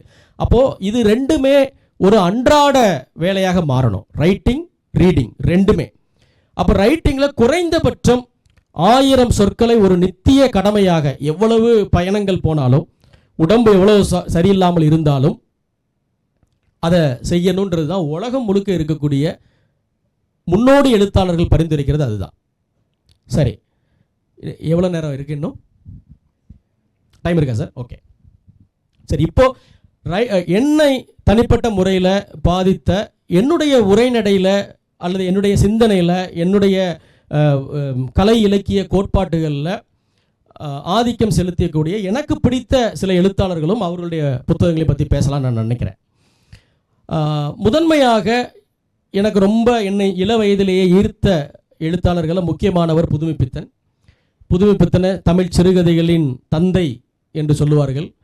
புதுமைப்பித்தனை ஏன் வாசிக்கணும் என்றால், புதுமைப்பித்தன் ட்ரை பண்ணாத ஜானராகவே கிடையாது. அத்தனை இலக்கிய வடிவத்திலையும் ஒரு சிறுகதையில் இருப்பார். அது இயல்புவாதம், யதார்த்தவாதம், மாயா யதார்த்தவாதம், பின்னவினத்துவவாதம், என்ன ஜானரில் நீங்கள் கேட்டாலும் ஒரு கதையை அதற்கு கச்சிதமான மிகச்சிறந்த முன்னோடி கதையாக அதை அவர் எழுதி வச்சிருப்பார். ஆகவே புதுமைப்பித்தன் என்னுடைய இளமையில் என்னை ரொம்பவும் ஈர்த்த ஒரு ரைட்டர். ஜெயகாந்தன் இன்னொரு ரைட்டர். நான் வாழ்ந்த காலகட்டத்தில் என்னுடைய வாழ்க்கை தொடர்பான முடிவுகளை நானே எடுக்க முடியும் என்கின்ற ஒரு தெளிவை மிக இள வயதில் அடைகிறதுக்கு ஜெயகாந்தன் ரொம்ப உறுதுணையாக இருந்தார். போலவே இந்த உலகத்தில் மிக மிக அநாகரிகமான ஒரு விஷயம் என்பது இன்னொரு மனிதனுடைய தனிப்பட்ட விவகாரங்களை பற்றி பேசுவதும், அதில் தலையிடுவதும், அதை பற்றி யோசிக்கிறதும் தான்ற ஒரு விஷயத்தை ஜெயகாந்தன் தான் எனக்கு டீச் பண்ணார். அந்தரங்கம் புனிதமானது அப்படிங்கிறது அவருடைய ஒரு கதை. பெரும்பாலான கதைகள் இந்த பிரைவசியை பற்றி பேசிக்கிட்டே இருப்பார். அடுத்தவனுடைய பிரைவசியில் அப்பாவாக இருந்தாலும் மூக்க நுழைக்காத, மனைவியாக இருந்தாலும் மூக்க நுழைக்காதன்றது. அப்புறம் புதுமையான சிந்தனைகளுக்கு சில பேர் இங்கே படிச்சிருப்பீங்க. ஒரு வயதான தம்பதியினர் கற்பம் தெரிச்ச உடனே அவங்களுடைய பிள்ளைகள் அதை அவமானமாக கருதி அவங்கள துரத்தி விட்டுருவாங்க. அவர் ஏற்கனவே காதல் திருமணம் பண்ணதுனால துரத்தி விட்ட ஒரு பையன், இந்த வயதிலும் என்னுடைய அப்பா அம்மாவால் கருத்தரிக்க முடியும் என்பது எனக்கு அவமானம் கிடையாது, அது எனக்கு பெருமைதான்னு அவன் திரும்பி கூட்டு போகக்கூடிய கதை. இதெல்லாம் என்னுடைய 14வது வயதில் நான் படிக்கும்போது எனக்கு அது பயங்கரமான இன்ஸ்பிரேஷனாக இருந்துச்சு. ஆகா, இதில் ரொம்ப முக்கியமானது இந்த பார்வை தானே முக்கியமானது. அவருடைய எல்லா கதைகளும் சமூகம் ஏற்கனவே நம்பி வந்த ஒரு விஷயத்துக்கு எதிரான ஒரு ஒரு உண்மையான ஒரு குரலை முன்வைக்கக்கூடியதாகவே இப்போ உங்களை போன்ற வயதில் இருக்கக்கூடியவர்களுக்கு ஒரு பெரிய நிமிர்வையும் உங்கள் லைஃப்பை நீங்கள் லீட் பண்ண முடியும், அதுக்குரிய கிளாரிட்டி உங்களுக்கு இருக்கின்ற எண்ணத்தையும் அவருடைய புத்தகங்கள் உங்களுக்கு கொடுக்க முடியும். அப்புறம் நான் நடை என்று இங்கே சொல்லிக்கிட்டே இருந்தேன், ஒரு ரைட்டருக்கு நடை தான் ரொம்ப முக்கியம் அப்படின்னு. சுஜாதா தான் தமிழ் உரைநடையை வேகப்படுத்தியவர். அதுக்கு முன்னாடி கொஞ்சம் பேர் கொஞ்சம் மாற்றங்களை பண்ணியிருக்காங்க. ஆனால் கணிசமான மாற்றத்தை செய்தவர்கள் அப்படின்னு பார்த்தா அதில் தமிழ் உரைநடைக்கு மிக மிக வேகத்தையும் செறிவையும் விரைவையும் கொடுத்த ஒரு மனிதர் என்று சுஜாதாவை தான் சொல்ல முடியும். நீங்கள் எதையுமே படிக்கலன்னா கூட ஒரு 10 சுஜாதா புத்தகத்தை படித்து கூட ஒருவன் எழுத்தாளராக மாறிவிட முடியும். அவன் எழுத்தாளராக மாறலன்னா கூட தான் சொல்ல வருவதை சுவைபட அழகாக சுருக்கமாக ஒரு முள்ளு தைக்கிற மாதிரி ஷார்ப்பான மொழியில் சொல்கிறதுக்கு சுஜாதாவை வாசிக்கலாம். ஒரு பாய்ச்சல் நடைய சிந்தனையின் வேகத்தையே சொற்களில் காட்ட முடியுங்கிறதுக்கு பாலகுமாரனுடைய நாவல்கள் எனக்கு ரொம்ப உதவியாக இருந்துச்சு.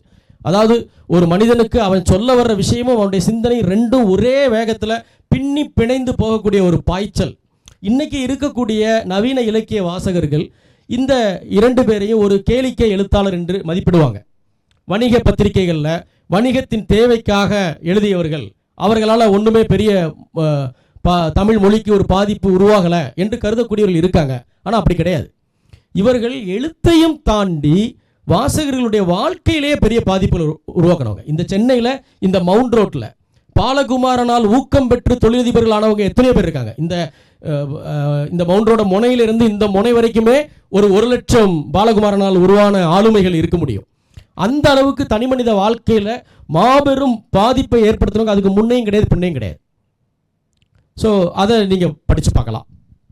அப்புறமா இந்த 21ஆம் நூற்றாண்டில் இந்த 2020 உரைநடையில் நிறைய புதுமைகளை செய்து அதை ரொம்ப நவீனமாகவும் இளமையாகவும் மாற்றினவர் என்று சாரு நிவேதாவை சொல்லலாம்.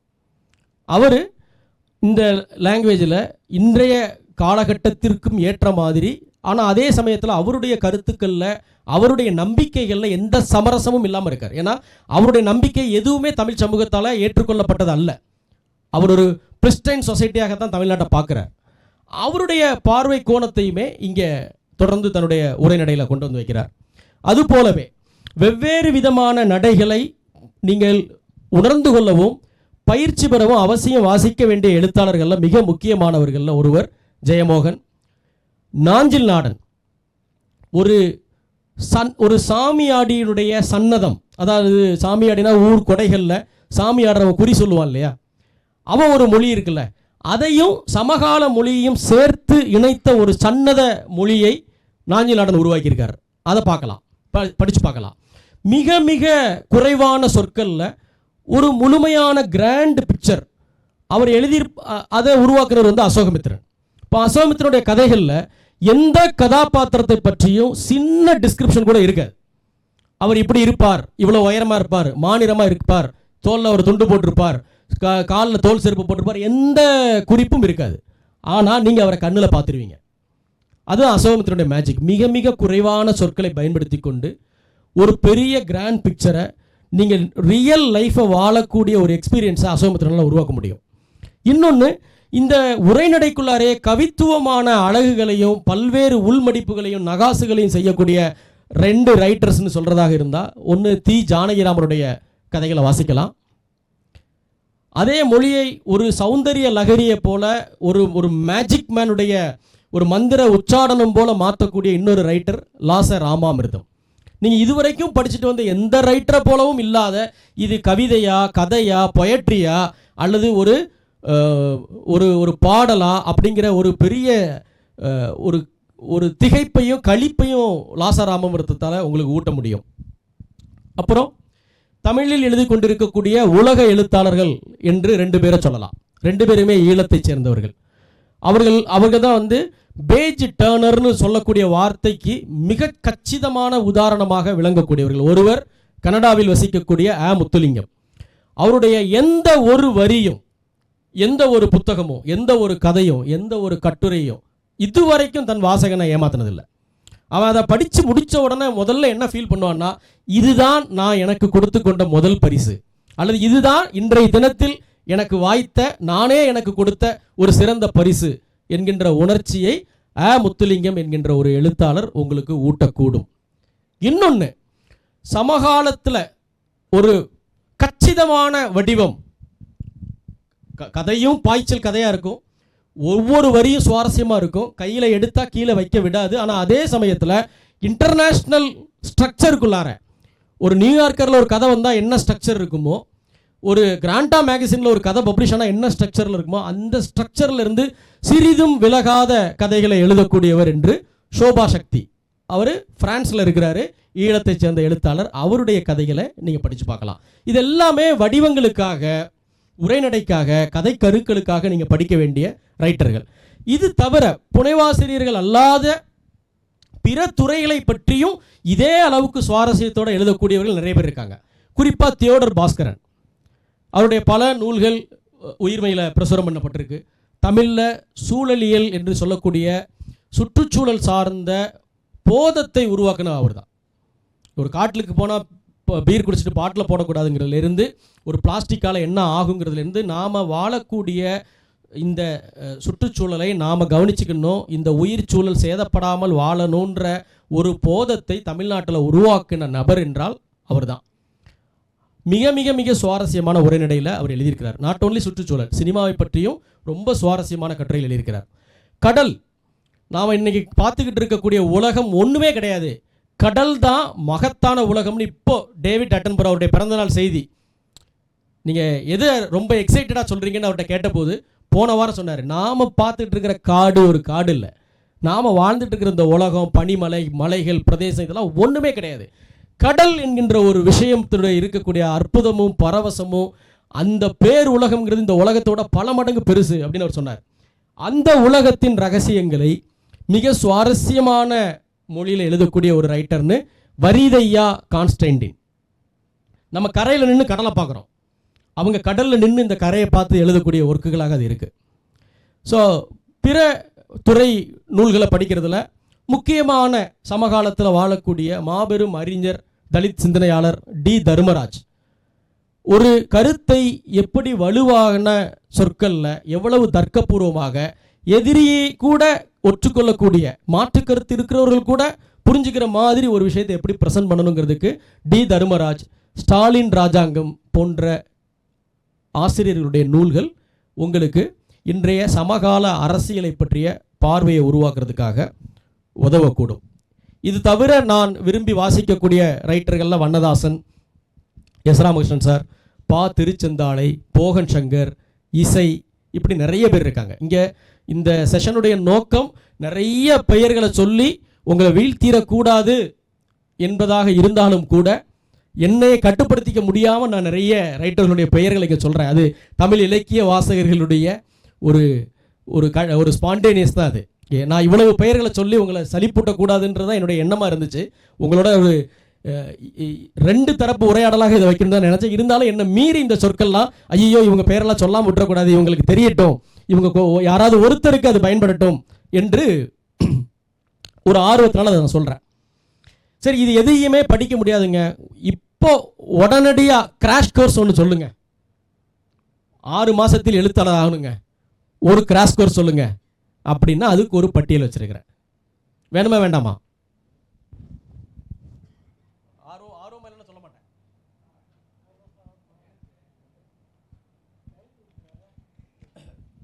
6 மாதத்தில் யுவ புரஸ்கார், உயிர்மை விருது, 0 டிகிரி இலக்கிய விருது, விஷ்ணுபுரம் குமரகுருபரன் விருது, இதெல்லாம் வேணுமா வேண்டாமா?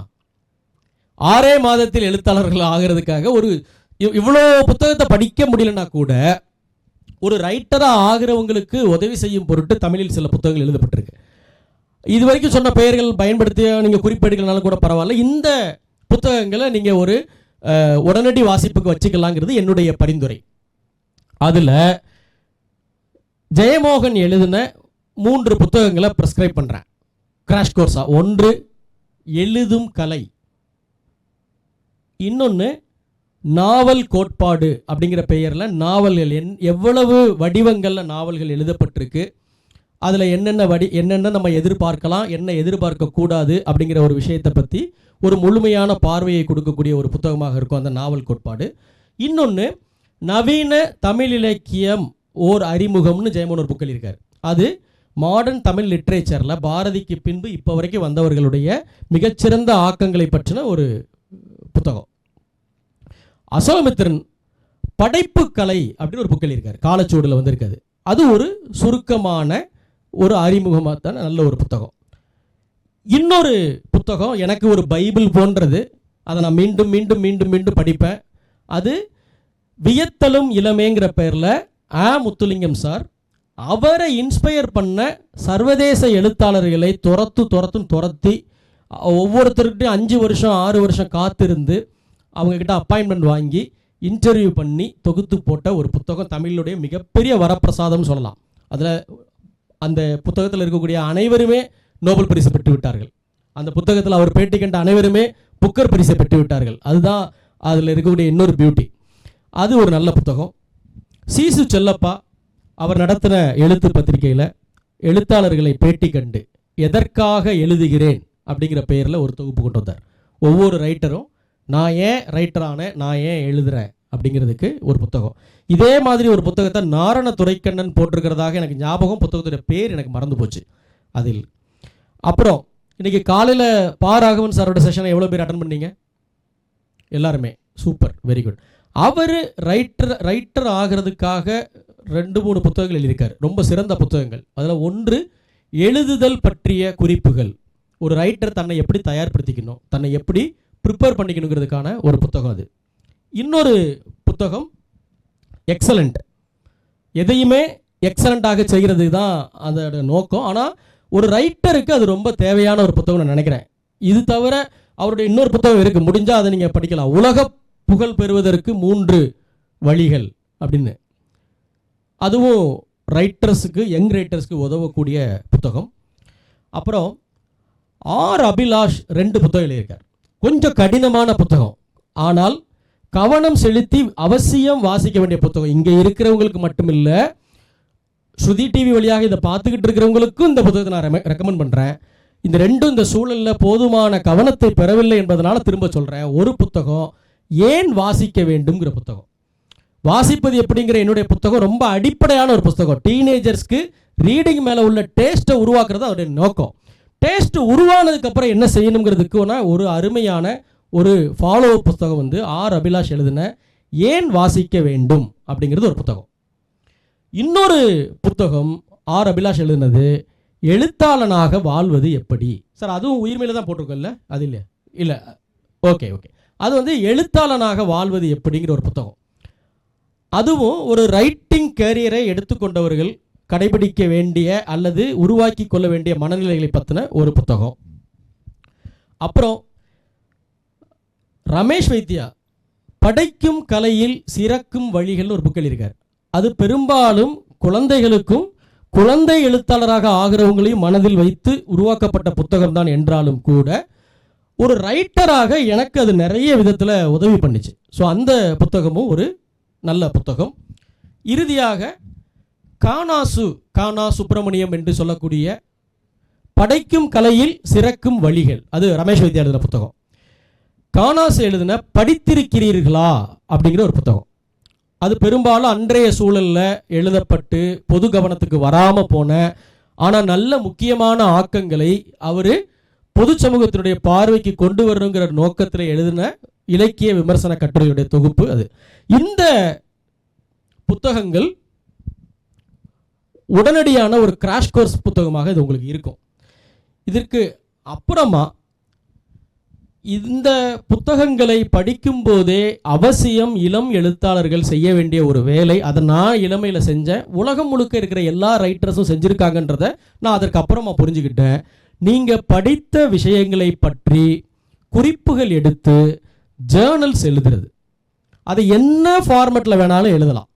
ஆனால் நீங்கள் படிக்கிற புத்தகங்களை பற்றிய குறிப்புகளை நீங்கள் ஒரு புக்கை படித்து முடிச்சுட்டு அது 1 பேஜரோ 2 பக்கமோ 3 பக்கமோ ஒரு குறிப்பை சம்மரி உங்களால் எழுத முடியும் என்றால் அதை போல ஒரு புத்தகத்தை உங்கள் நினைவில் வைத்துக்கிறதுக்கு ஒரு மிகச்சிறந்த வேறு வழி கிடையாது.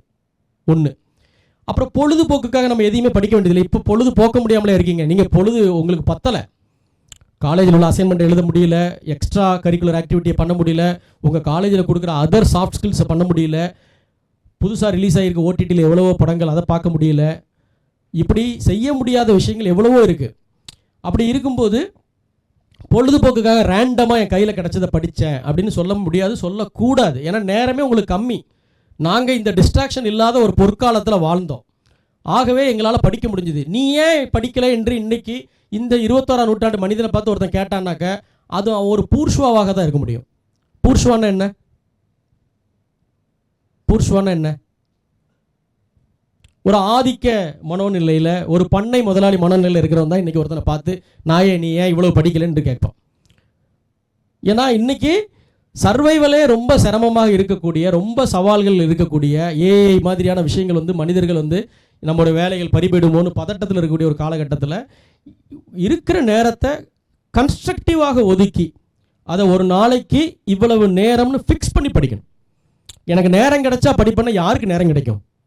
உங்கள் வீட்டில் இருக்கிற பாட்டி கூட பிஸியாக இருக்குது.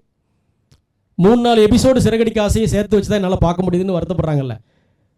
யூரோப் டூர் போனால் ரூமில் பாண்டியன் ஸ்டோர்ஸ் பார்த்துட்டு இருக்காங்க, பாதி எபிசோட்ஸ் மிஸ் ஆகிடுச்சின்னு. அப்போது நீங்கள் ரீடிங்காக ஒரு நேரத்தை ஒதுக்குறது ரொம்ப முக்கியம். அது பெரும்பாலும் காலை வேலையாக இருந்தால் அது ரொம்ப உதவியாக இருக்கும். நம்பர் 1, கண்ட இடத்துல உட்காந்து படிக்க முடியாது. படிக்கிறவன்னு முடிவு பண்ணிட்டாலே அவன் ஒரு மகாராஜா. நான் என்னுடைய வாழ்க்கையினுடைய பேர் இலக்கியங்களை எங்கள் ஊரில் இருக்கக்கூடிய கல்லறை தோட்டத்தில் நல்ல சர்ச் ஃபாதர்களுடைய கல்லறையில் மேலே படுத்து கிடந்தா படித்தேன். எந்த மனிதனும் தொந்தரவு பண்ண மாட்டான், நல்ல மார்பிள்ஸ், மரங்கள் அடர்ந்து இருக்கும், கையில் ஒரு தண்ணி பாட்டல்.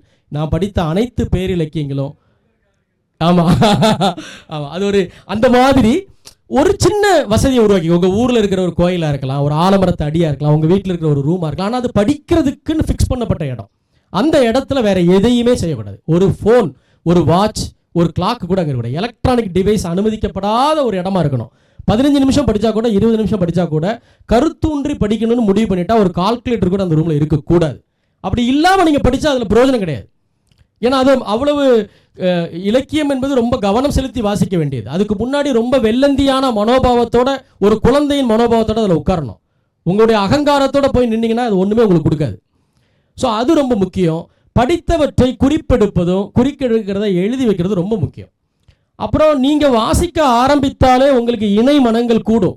அப்படி இணை மனங்கள் தான் இங்கே இருக்கீங்க. இப்போ சென்னை ரீட்ஸ்னு ஒரு டீம் இருக்காங்க, சென்னையில் டவர் ரீட்ஸ்னு ஒரு டீம் இருக்காங்க, அண்ணாநகர் டவரில் படிக்கிறாங்க. அப்புறம் இங்கே இலக்கிய மாணவர் மன்றம் இருக்குது. இப்படி உங்களுக்கு நீங்கள் படிக்க ஆரம்பித்தாலே அவையெல்லாம் அவ்வளவு நாள் எங்கே தாண்டா இருந்தீங்கன்னு தெரியாது. அவ்வளோ பேர் உங்களுக்கு நண்பர்களாக மாறுவாங்க. இவ்வளவு புத்தகம் எப்படி என் மேலே படையெடுத்து வந்து விழுதுன்னே தெரியாது. அந்த அளவுக்கு ரீடர்னு தெரிஞ்சு அவங்களுக்கு புக்கு வந்துக்கிட்டே இருக்கும். இப்போ இன்றைக்கி காலையில் குப்புசாமி வந்து ஒரு போஸ்ட் போட்டிருக்காரு, நான் வருடாந்திரமாக புத்தக அலமாரிகளை ஒதுங்க வைப்பேன். இன்றைக்கி ஒதுங்க வைக்கும்போது பிறருக்கு கொடுக்கறதுக்கான புத்தகம் 3 டவர் அளவுக்கு என்கிட்ட சேர்ந்துருச்சு அப்படின்னு. அது எப்படி அவர்கிட்ட வந்திருக்கும்? அவர் இப்போ கொடுக்க போகிறாரு இதே மாதிரி யாருக்கோ. ஆனால் அவர்கிட்ட எப்படி வந்திருக்குன்னா, ஒரு ரீடர் என்று ஒருத்தர் அறியப்பட்டுட்டாலே அந்த பண்பாட்டு சூழல் அவன் ரொம்ப மதிக்கப்படக்கூடிய ஒரு ஆளாகவும், அவன்கிட்ட எல்லாரும் வந்து இந்த புத்தகத்தை படித்து பாருங்க, இதை படித்து பாருங்கன்னு கொடுத்துக்கிட்டே இருப்பாங்க. ஸோ அது ஒன்று. இது எதையுமே செய்ய முடியாதுங்க. புக்கு வாங்க முடியாது, உட்காந்து படிக்க எனக்கு நேரம் கிடையாது, இதை தேடி லைப்ரரி என்னால் அலைய முடியாது. இது எதுவுமே பண்ண முடியாதுன்னா ஒரு ஸ்ட்ரைட்டு பிட்டு, ஏற்கனவே கொடுத்தது முதல்ல ஒரு லிஸ்ட்டு கொடுத்தேன், அப்புறம் ஒரு கிராஷ் கோர்ஸ் கொடுத்தேன், இப்போ கொடுக்குறது ஒரு எக்ஸாம் பிட்டு. அழியா சுடர்கள்னு ஒரு இலவச வெப்சைட் இருக்கு தமிழ்நாட்டில். அந்த அழியா சுடர்கள்ங்கிற வெப்சைட்டில் தமிழ் இலக்கியத்தினுடைய மாபெரும் மேதைகளான, மனுஷபுத்திரன் சாருடைய சொற்களில் சொல்றதா இருந்தால், நமது கோட்டையின் கொடிகளாக திகழக்கூடிய மகத்தான படைப்பாளிகளுடைய கதைகள் அங்கே தொகுக்கப்பட்டிருக்கு. எந்த பேரனாலும் கிளிக் பண்ணிங்கன்னா அதுக்கு கீழே அவங்களுடைய 10 கதையாவது இருக்கும். கூப்ப ராஜகோபாலன் 10 கதை இருக்கும், பிச்சமூர்த்தி 10 கதை இருக்கும், பெஸ்ட் கதைகள் இருக்கும். அவங்க எழுதின கதைகளிலிருந்து தேர்ந்தெடுக்கப்பட்ட, கவனமாக கோர்க்கப்பட்ட கதைகள் அதில் இருக்கும். அதை நீங்கள் பஸ்ஸில் போகும்போது, காலேஜிலேருந்து திரும்பி வரும்போது, ஒரு டாக்டருக்காக வெயிட் பண்ணிட்டு இருக்கும்போது, இப்படி எங்கெங்கே நேரம் கிடைக்குதோ அப்போல்லாம் அந்த அழியா சுடர்கள்லேருந்து ஒவ்வொரு கதையாக படிக்கலாம். ஒரு நாளைக்கு ஒரு கதை நீங்கள் அழியா சுடர்களை படிச்சிங்கன்னா இந்த ஆண்டின் முடிவில் நவீன தமிழ் இலக்கியத்தினுடைய மகத்தான சாதனை கதைகள் அனைத்தையுமே படித்த ஒரு பெருமை உங்களுக்கு கிடைக்கும். சுந்தரராமசாமியோட 10 கதைகள் 5 பெஸ்ட் கதை, 10 கதை 5 கதை இருக்கும். பிரமிழுடைய பெஸ்ட் போர்ஷன்ஸ் அதில் இருக்கும். ஸோ அது கடைசி வழியாக நான் அதை இங்கே சொல்கிறேன். அடுத்து இந்த செஷனுக்கு தேவையில்லாத ஒரு விஷயந்தான், ஆனால் இங்கே இருக்கக்கூடியவர்களுக்கு தேவைப்படும் என்று கருதி அதை நான் இங்கே சொல்கிறேன். ஒரு ரைட்டர் ஆகணும் என்று முடிவு பண்ணும்போதே 3 விஷயத்திற்கு மனதளவில் நீங்கள் தயாராகிடணும். உங்களுக்கான புகழும் அங்கீகாரமும் பரிசும் இன்றைய காலத்தில் உங்களுக்கு கிடையாது. இன்றைக்கு அது கிடைக்காது. வெள்ளி வீதியார், காக்கை பாடினியாருக்கெல்லாம் சிலையாக வச்சுருக்கோம். நம்ம பேய்மகள் இளவேணி, குரமகள் இளவேணிக்கு இப்போ தான் நம்ம 2000 வருஷத்துக்கு அப்புறம் சிலை அறிவிச்சிருக்கோம். அது இந்த கவர்மெண்ட்டுங்கிறதுனால இல்லையா? அப்போது ரைட்டர், நான் எழுதினால் எனக்கு கவனம் கிடைக்கும், ஒன்றுமே கிடைக்காது. நான் எழுதினால் எனக்கு அங்கீகாரம் கிடைக்கும், ஒன்றுமே கிடைக்காது. புகழ் கிடைக்கும், பணம் கிடைக்கும், அதிகாரம் கிடைக்கும், கேர்ள்ஸ் கிடைப்பாங்க, சினிமா வாய்ப்பு கிடைக்கும், ஒரு மண்ணும் கிடைக்காது. நான் எழுதுகிறேன் என்கின்ற ஆனந்தம் கிடைக்கும் உங்களுக்கு. நான் ஒரு சிந்தனையாளன், நீங்கள் நினைக்கிற ஒரு சாதாரண ஆள் கிடையாது. நான் ஒரு சாதாரண வீட்டில், சாதாரண குடும்பத்தில், சாதாரண வேலை பார்க்கறவனா இருக்கலாம். ஆனால் நான் பேனாவை திறந்துட்டா நான் வேறு ஆள். தேவதேவனுடைய ஒரு கவிதை இருக்குது. அவர் உட்காந்து மேலே மாடியில் உட்காந்து கவிதை எழுதிட்டு இருப்பார். கீழே ஏதோ சத்தம் கேட்கும். கவிதை எழுதி வச்சுட்டு கீழே வந்து பார்ப்பார். அந்த கவிதை அப்படி முடிக்கிறாரு, எளிய மனிதர்கள் ஏதேதோ செய்யும் ஓசைகள் அப்படின்னு. படித்து பார்த்தோன்னா திணுக்குன்னு ஆயிடுச்சு. என்னது எளிய மனிதர்கள் ஏதேதோ செய்யும் ஓசைகளா? அப்போ நீ யார்? நான் மனுஷன் கிடையாது. படைப்பதனால் நான் இறைவன் ஒருத்தர் சொல்கிறான்ல. நீ செய்கிற வேலை காலாதீதமானது.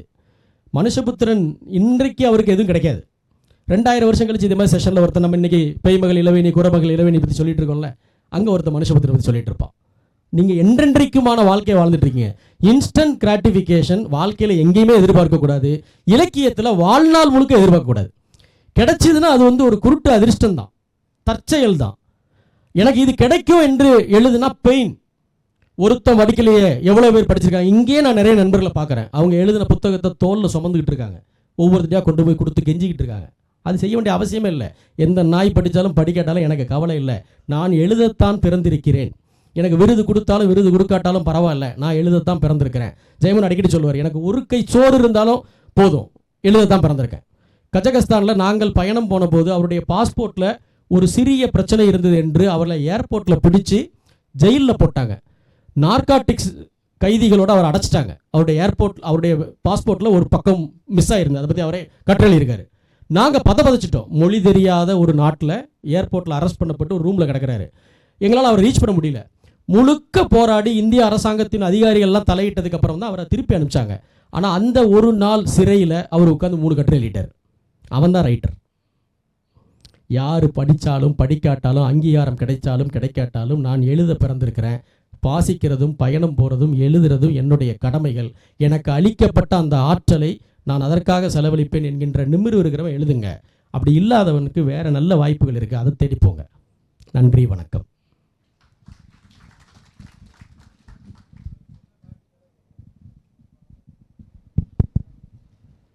நன்றி செல்வேந்திரன். ரொம்ப அழகாக, இன்னும் சொல்லப்போனால் ஒருத்தர் எப்படி படித்து உருவாகி வரணுங்கிறத ரொம்ப அழகாக எல்லா கோணத்துலேயும் சொன்னீங்க. இதில் முதல் கேள்வி நான் கேட்குறேன், படிக்கிறதுக்கு பதிலாக இப்போ கேட்குற பண்பாடு ரொம்ப ஜாஸ்தியாகிடுச்சு. கதை கேட்குறது, கேட்டே ஒன்று உள்வாங்கிக்கிறது. ஒரு நாவலை கூட இப்போல்லாம் சொல்கிறாங்க முழுசாக, இப்போ கதையை சொல்கிறாங்க. அதுக்கு ஒரு பெரிய ஃபாலோவர்ஸ் இருக்காங்க. நான் படிக்க மாட்டேன் ஆனால் கதை கேட்பேன் அப்படின்னு சொல்கிறாங்க. இந்த நம்ம ஒன்று நேரடியாக ஒரு புத்தகத்திலேயோ இல்லை ஒரு டிஜிட்டல் ஃபார்ம்லேயோ நம்ம படிக்கிறதுக்கும் ரீட் பண்ணுறதுக்கும் செவியால் கேட்குறதுக்கும் ஒரு இலக்கிய பிரதியை ஒருத்தர் சொல்லியோ வாசிச்சோ கேட்குறதுக்கு இடையில் என்ன வித்தியாசம் இருக்குது? நீங்கள் அதை ஒரு சாய்ஸாக நீங்கள் அங்கீகரிப்பீங்களா? சார், நான் தமிழில் ஆடியோ புக்கு வர ஆரம்பித்து 15-20 ஆண்டுகளுக்கு மேலே ஆச்சு. முதல்ல கிழக்கு பதிப்பகம்லாம் கூட நிறைய நல்ல ஆடியோ புத்தகங்கள் போட்டாங்க. அதாவது தேட்டரை எடுத்து நல்ல வாய்ஸ் ஓவர் ஆர்டிஸ்ட்டை வச்சு துல்லியமாக பதிவு செய்யப்பட்ட ஆடியோ புத்தகம். நான் சொல்கிறது யூடியூப்பில் பேசி போடுற ஆடியோ புத்தகங்கள் இல்லை. அந்த காலத்திலிருந்து இப்போ வரைக்கும் கடந்த 15 ஆண்டுகளாக நான் இந்த ஆடியோ வழியாக எதையாவது கேட்டு புரிந்து கொள்வதற்கான என்னுடைய முயற்சிகள் எல்லாமே எனக்கு ஃபெயிலியர். அது எனக்கு அந்த ஃபேக்கல்ட்டி இல்லையான்னு எனக்கு தெரியல. ஆனால் மனிதன் ரொம்ப தாட்ஸ் அதிகமாக இருக்குது. ஒரு நாளைக்கே ஒரு மனிதனுக்கு 60,000 தாட்ஸ் வருதுன்றாங்க. படிக்கும்போது இந்த தாட்ஸ் கொஞ்சம் டீவியேட் ஆனால் அதை கொஞ்சம் அதட்டி கவனத்தை கொண்டு வர முடியுது. ஆனால் பயணம் பண்ணும்போதோ அல்லது வேறு வேலைகளை செய்து கொண்டோ அதுக்கு காது கொடுக்கும்போது எனக்கு பர்சனலாக என்னால் ஒரு ஆடியோ புத்தகத்தை கூட கம்ப்ளீட் பண்ண முடியல. அந்த ஆடியோ புத்தகத்திலிருந்து டேக் அவேன்னு எதுவும் என்னால் எடுத்துக்க முடியல. ஆனால் மாறாக நான் சில நேரங்களில் குளிக்கும்போது குறிப்பாக உரைகள் கேட்பேன். இப்போ நேற்றுக்கு நீங்கள் நடந்த உரைகள் கூட பாத்ரூமில் ஃபோனை வச்சு கேட்கப்படுறது, காரில் போகும்போது உரைகள் கேட்குறேன். பெரும்பாலும் அது எனக்கு 10% 15% தான் எனக்கு வந்து சேருது. அதில் நிறைய லேப்ஸ் ஆகுது. அப்புறம் சிலருக்கு முடியாதவர்களுக்காக ஆடியோ தேவை. உதாரணமாக கோவை ஞானி என்று ஒரு மாபெரும் அறிஞர் இருந்தார், மார்க்சிய அறிஞர், இலக்கிய திறனாய்வாளர். அவருக்கு திடீர்னு அவருக்கு கண் பார்வை போயிடுச்சு. கண் பார்வை போனதுக்கு அப்புறமா ஒரு உதவியாளரை வைத்துக்கொண்டு 20-25 ஆண்டுகள் இலக்கியத்திற்கு பங்களிப்பாற்றினவர். அவர் கதைகளே படிக்கிறதுக்கு வாய்ப்பு இல்லை, இப்போ படித்து சொல்கிறதுக்கான உதவியாளர்கள் இல்லைன்னு ஒரு தடவை சொல்லும்போது ரொம்ப ஷாக்காக இருந்தது. இப்போ அவர் கேட்க ஆசைப்பட்டார் என்பதற்காகவே நானும் என்னுடைய நண்பர் நரேனும் சேர்ந்து கதைகள் எல்லாத்தையும் பேசி யூடியூப்பில் போட்டு ரெக்கார்ட் பண்ணி அவர்கிட்ட கொண்டு போய் கொடுத்தோம். அப்போ தான் ஒரு விஷயம் புரிஞ்சுது, நாம் ஆடியோ புக்குங்கிறது ஒரு மூளைச்சோம்பலுக்கு உள்ளானவர்களுக்கு மட்டும்தான் நம்ம நினச்சிட்ருக்கோம். ஆனால் அப்படி இல்லை. கண் பார்வை இல்லாதவர்கள், நோயாளிகள், வயதானவர்களுக்கு இது ரொம்ப உதவியாக இருக்குது. இப்போது ரம்யா மாதிரியான ஆட்கள் நிறைய கதைகளை பேசி ஆடியோ புக்காக போடுறாங்க, அதுக்கு நிறைய பயனாளிகள் இருக்காங்க. ஆனால் இளைஞர்களுக்கு நான் அதை பரிந்துரைக்க மாட்டேன். ஏன்னா மூளையை மேலும் மேலும் சொடுக்க வேண்டிய வயசு இது. உங்களுக்கு சோம்பாலித்தனமான குறுக்கான வழிகள் வழியாக போய் எதையுமே நினைவு வச்சுக்க முடியாது. அதாவது இமயம் சாருடைய ஒரு நாவலை படிக்கிற ஒருத்தனுக்கு, இப்போ செல்லாத பணம்ங்கிற ஒரு நாவலை வாசித்து முடிக்கிறவனுக்கு அந்த நாவல் கதாபாத்திரங்களோடு வாழ்ந்த ஒரு வாழ்பனுபவம் இருக்குது. அந்த விளிம்பு நிலையில் இருக்கக்கூடிய மக்களினுடைய உணர்வு சிக்கல்கள், பண்பாட்டு சிக்கல்கள், வாழ்க்கை சிக்கல்கள் புரியும். அதுக்கு பதிலாக அந்த கதையை இன்னொருத்தர் ஆடியோவில் சொல்லியிருக்காரு அல்லது சுருக்கமாக சொல்லியிருக்காருன்னு அதை கேட்டவங்களுக்கு நினைவில் வைக்க முடியாது. நான் ஒரு நாளைக்கு பர்ப்ளெக்சிட்டின்ற ஏஐயில் 100 கேள்விகள் கேட்டு விடைபெறு வாங்குகிறேன். சாட்ஜிபிட்டியோட அது கொஞ்சம் பெட்டர், தகவல் திரட்டோட அது கொஞ்சம் தகவல்களை வேறு இடங்கள்லேருந்து கிராப் பண்ணி கொடுக்கும். ஆனால் அந்த 100 கேள்விகளும் அந்த 100 விடைகள் எனக்கு நினைவில் இருக்கிறது இல்லை. ஆனால் எப்பயோ படித்த காந்தியுடைய வாழ்க்கையில் படித்தக்கூடிய சம்பவங்கள் எல்லாம் துல்லியமாக பேர்களோட வருது. மனுபென் பேர்லேருந்து காந்தி கூட இருந்த தேசாய் பேர்லேருந்து அத்தனை துல்லியமாக இந்த நேரம் இந்த இடத்துல வச்சு அப்படின்னு சொல்கிற மாதிரி. முந்தானால் இந்த கதைகளை பற்றி பேசி ஒரு நண்பர் சொன்னார், சபர்மதி ஆசிரமத்துடைய ஒவ்வொரு செங்கலையும் எனக்கு தெரியுது அப்படின்னாங்க. அது ஒரிஜினல் ரீடிங்குடைய பவர்னு நான் நினைக்கிறேன். ஆகவே நான் அதை ரெக்கமெண்ட் பண்ணலை உங்களுக்கு. அதில் ஒரு துணை கேள்வியாக என்னென்னா, ஒரு கதையை நம்ம எதுக்காக படிக்கிறோம்? அதில் வெறும் கதை மட்டும்தான் இருக்கா? அதுக்குள்ள இருக்கக்கூடிய சொல்லாடல்கள், மொழிச்சேர்க்கை, உணர்வுகள், சைலன்ஸ், அப்புறம் அபூர்வமான வாக்கியங்கள். ஒரு கதையை சொல்கிறப்ப இது எல்லாத்தையுமே அந்த கதை உதிர்த்துதுன்னு நான் நினைக்கிறேன். சொல்கிறப்போ உதாரணமாக லாசார் அமர்தத்தோட புற்று கதை இருக்கு இல்லையா, அந்த கதை எனக்கு கிட்டத்தட்ட மறந்து போச்சு, நான் பல வருஷங்களுக்கு முன்னாடி படித்தது. ஆனால் அது ஒரு வாக்கியம் இருக்குது, நானாக அழிந்தாலும் அழிவேனே தவிர பிறர் என்னை அழிக்க விட மாட்டேன்னு. எனக்கு அவ்வளோதான் தேவை. அப்போ கதைங்கிறது ஒரு பேக்ட்ராப் மட்டும்தான். பேக்ட்ராப்பையே நம்ம எப்படி எசன்ஸாக முன்வைக்கிறோம் அப்படிங்கிறது ஒரு பெரிய டேஞ்சர் இதில் இருக்குது. அதாவது புது வாசகர்களுக்கு, வாசிப்பு பழக்கம் இல்லாதவங்களுக்கு அது ஒரு திறவுகோல். அதை தாண்டி அதையே ஒரு சோர்ஸாக மாற்றுறதுங்கிறது நிறைய பேருக்கு இன்றைக்கி ஒரு ஹேபிட்டாக மாறிடுச்சு. அது இலக்கியம் கொடுக்கக்கூடிய பயனை நம்ம லூஸ் பண்ணுறோம். ஒரு ரைட்டர் எதுக்காக வேலை செஞ்சுருக்கானோ அதை நீங்கள் எப்படி ஒரு ஜெயமோகனோட ஒரு கதையை ஒரு கதையாசிரி சொல்ல முடியும்? அப்போ அதில் இருக்கக்கூடிய மொழி சார்ந்த நுவான்சஸ் அவ்வளவுமே போயிடுது. ஒரு கவிதையை படிக்கிறப்ப கூட கவிதையை கேட்குறாங்க வாசிக்கிறத, ஆனால் ஒரு வரியை திரும்ப திரும்ப படிக்கிறோம், அப்படியே அந்த வரியில் நின்றுடுறோம் மதிமயங்கி. அதுக்கு முன்ன இருக்க வரிகள் மறந்து போயிடுது. இதெல்லாம் தான் ஒரு இலக்கியம் கொடுக்கக்கூடிய ஒரு அனுபவம். அப்போது அதை வெறும் கதையாக டெக்ஸ்ட் அல்லது ஒரு கருத்தாக புரிஞ்சுக்கிறது அது ஒரு விதத்தில் நமக்கு ஒரு இழப்புன்னு நான் நினைக்கிறேன். அதனால தான் அந்த கேள்வி நான். ஆமாம், உண்மைதான் சார். அப்புறம் அதுடைய பெரிய சைலன்ஸ் எல்லாமே அதை டிஸ்டர்ப் பண்ணிடும் கதைங்கிறது. அப்புறம் அது ஒரு லாக்டோஜன் மாதிரி நீங்கள் சொல்கிற மாதிரி இலக்கியத்துக்குள்ளார வர்ற குழந்தைகளுக்கு கூட்டி வரக்கிற ஒரு விஷயம். அப்புறம் குழந்தைகளாக ஆனதுக்கப்புறமா நான் அதை மட்டுமே சாப்பிடுன்னு சொல்ல முடியாது. பல்லு முளைச்சிருச்சுல்ல, மற்றதை சாப்பிடலாமன்றது தான். கேள்வி இங்கே கொடுமா, மே கொடுமா உள்ள உங்கள் டவுட்டு, சந்தேகங்கள். அவர் நிறைய எழுத்தாளருடைய பேர் சொன்னார் இல்லையா, நீங்கள் இந்த எழுத்தாளர் சொல்லியிருக்கலாமே அப்படின்னு தோணுனா கூட நீங்கள் சொல்லலாம், பிரச்சனைகளை மாட்டி விடும். யா sorry. பூமணியை பற்றி சொல்லுங்க.